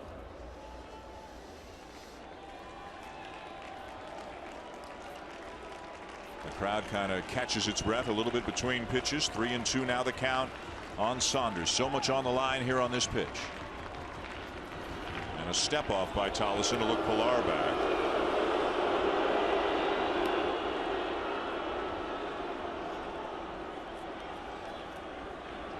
An anxious John Gibbons looking on for the Blue Jays dugout.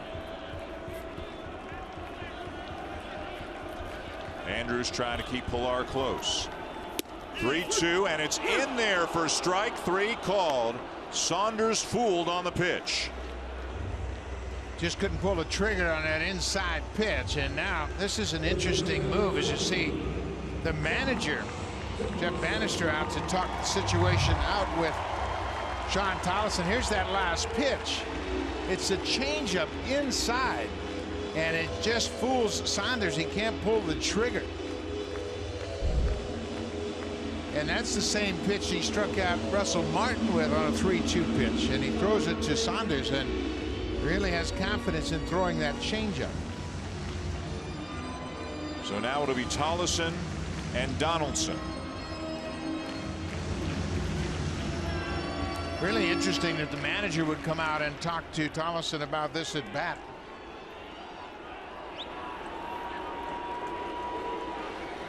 It's almost like, hey, you know, this is a big at bat. See that guy? He's dangerous. Winning run at second, but now 2 down in the bottom of the ninth. And the pitch. Just down and away for ball 1.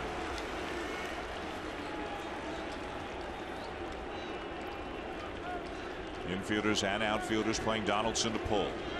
Smoke tied it with a homer. Donaldson trying to win it here.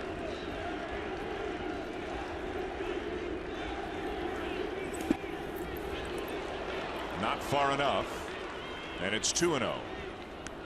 Pilar would have to be 100% sure he can get to third with 2 outs. Yeah, and you just can't take any risk because on a base hit he can score from second, and you can't risk it.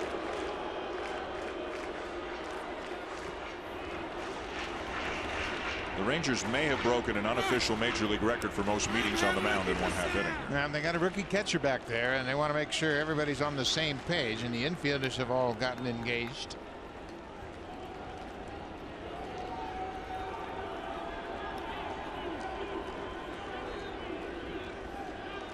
Two 2-0 on Josh Donaldson. Looking for the base hit that wins the ball game. Chop foul.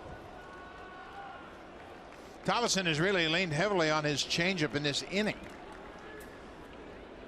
And obviously Donaldson has been aware. He saw Martin strike out on the changeup and saw Saunders take a changeup for strike 3.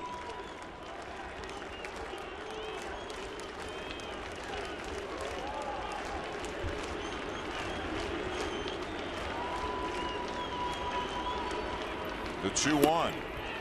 Ball 3. Bautista would be next.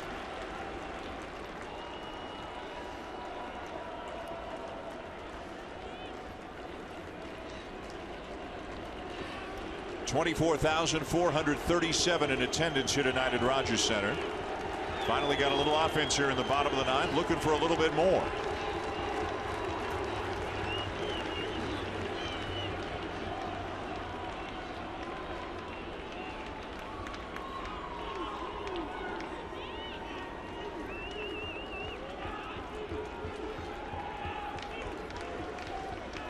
The 3-1. And it's inside, ball 4, and that's going to load the bases for Bautista.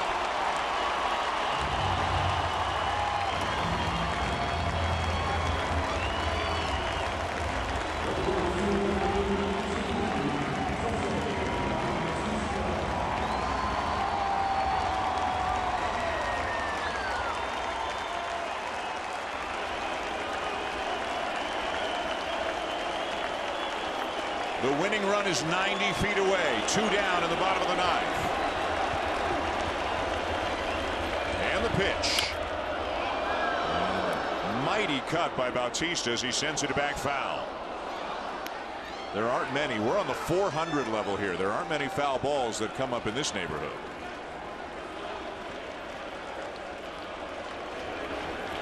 Millard doubled. He's at third right now.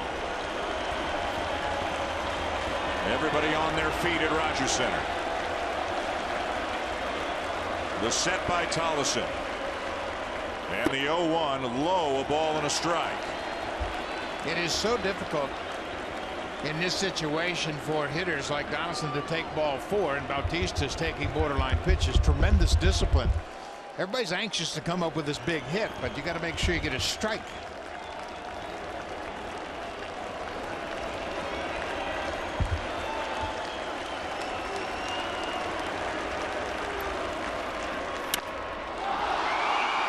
In the air to shallow right center field.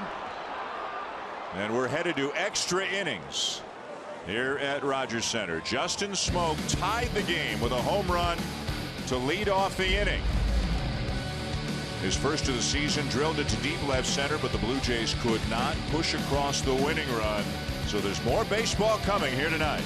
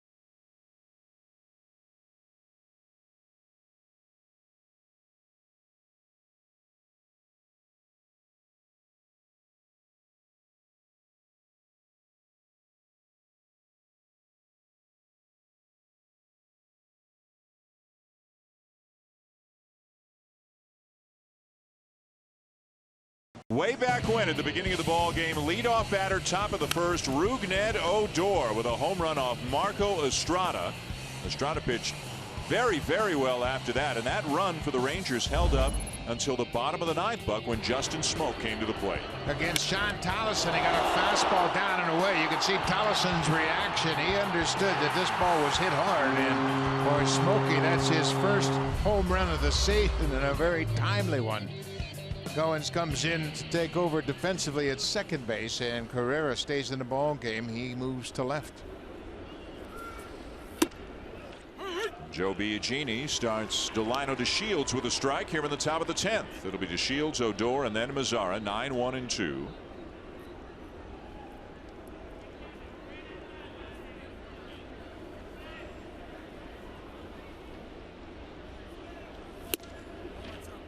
And outside, a ball and a strike.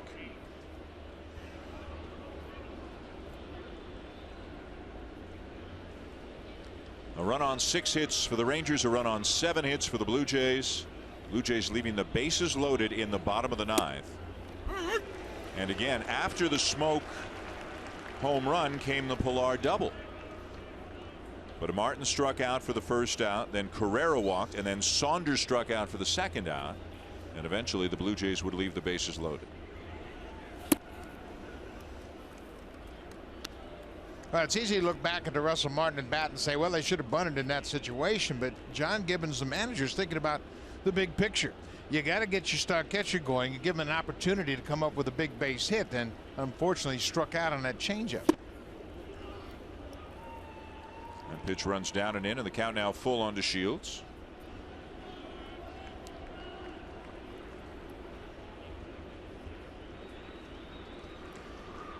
Odor on deck. 3-2 pitch on the way, and a swing and a ground ball to third. Charging Donaldson on the run. He'll throw him out.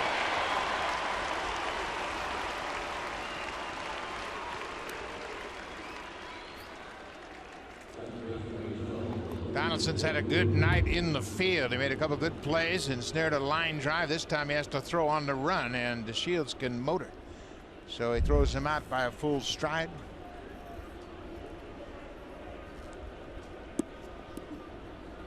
Back to the top of the order now for Odor.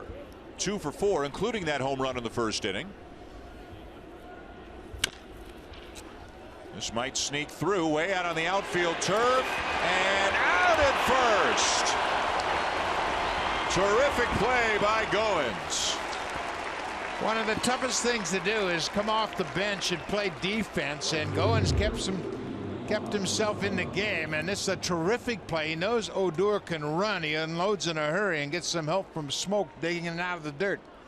I don't think there's anybody in the American League that has as much range as second as Ryan Goins, and he makes a terrific play for the second out of this inning.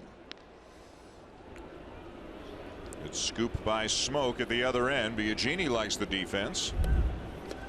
So 2 down in the inning, and now here's Mazara.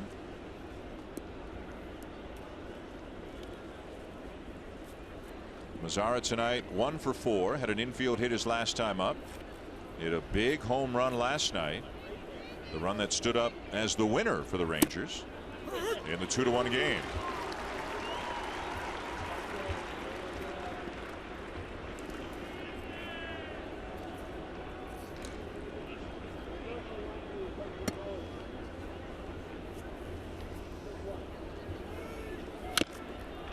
Oh, and 2. Biagini getting a chance to pitch in a situation where not every Rule 5 pitcher gets these types of situations. But well, as you said, they've had so many close games. He was the losing pitcher in extra innings in Baltimore when that ball got away from Josh Tolley. So he has been in this situation before.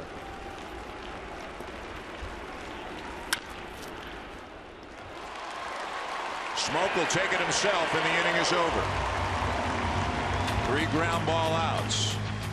To the bottom of the 10th in a 1-1 tie. Middle of the order for the Blue Jays. Encarnacion, Tulowitzki, and then the guy who tied it in the 9th, Smoke, coming up third.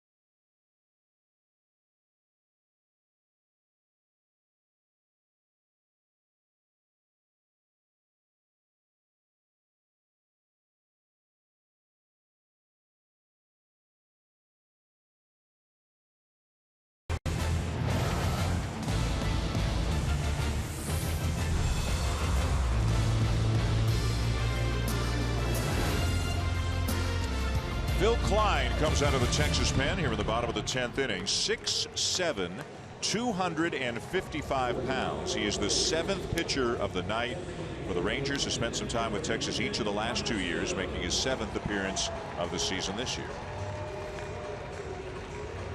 And he will face. He had parts of 2 seasons in the major leagues. He came up in 2014 and made 17 appearances, just 19 innings. And last year he was 1-0 in 11 games and actually started 2 games for the Rangers last year. So a 1-1 tie, an Odor home run in the first, a Smoke home run in the 9th. Edwin Encarnacion will lead it off here in the 10th. He's 0 for 3 and a walk. He'll be followed by Troy Tulowitzki and then Smoke.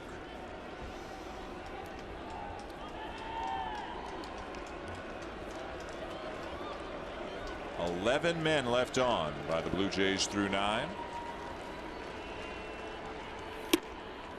A strike to Encarnacion. So 7 pitchers used by Texas, 5 pitchers used by the Blue Jays: Estrada, Chavez, Cecil, Osuna, and Biagini.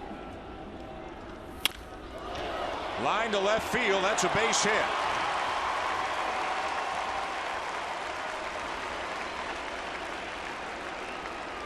Boy, that's a base hit that was long overdue. Edwin snaps an 0 for 20 with that base hit after going 0 for 3 tonight. You can see finally smiling.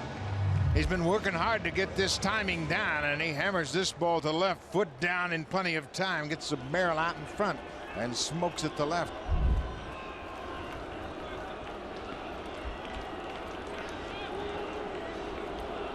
Now Tulowitzki, 1 for 4, had a base hit back in the 6th inning.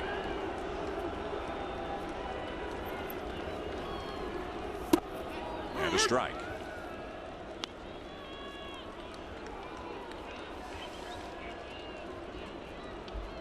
Just the second game of a 4-game series between these 2 teams.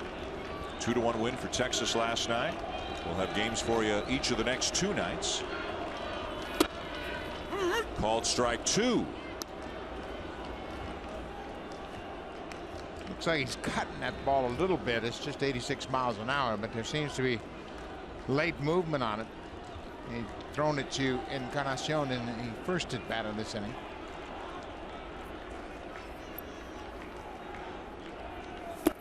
Down and away. Cutting action on that pitch again. Everybody trying to get up to speed on Phil Klein. Checking in with Brooke Jacoby, the hitting coach.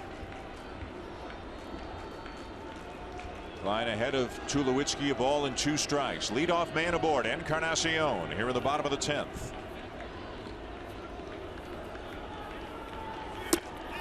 Strike 3 called.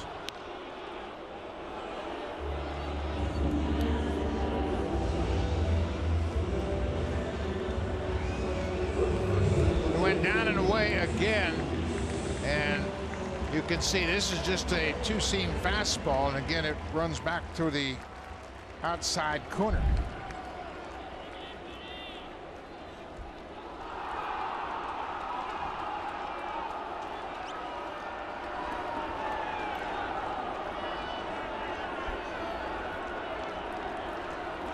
Here's Smoke.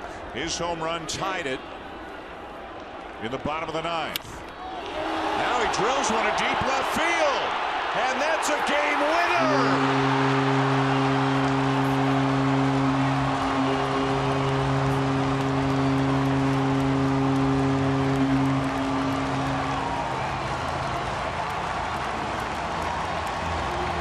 Justin Smoke homers to tie it in the 9th and win it in the 10th. A much-needed victory for the Blue Jays as they beat the Rangers 3-1.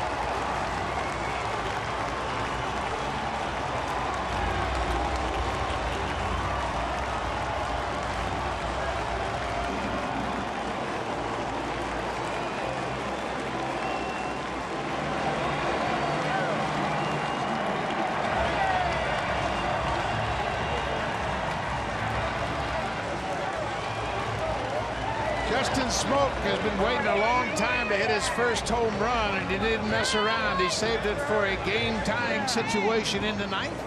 And then he said, you know what, that felt pretty good. Let me do it again. Left center to tie it. Left field to win it. Going the opposite way both times. Justin hit 18 home runs last year, and it's a beautiful swing. He really stayed on that ball and went down and squared it up to drive it out of the ballpark and walk off the Rangers. Boy, the Blue Jays were in desperate need of that one. A deliriously happy Blue Jay dugout after they had left so many men on for most of the night. Justin Smoke single-handedly leads the Blue Jays to victory 3-1 in 10 innings. Time now for Sportsnet Central. Back to the studio with Eric Thomas and Ivaka Osman.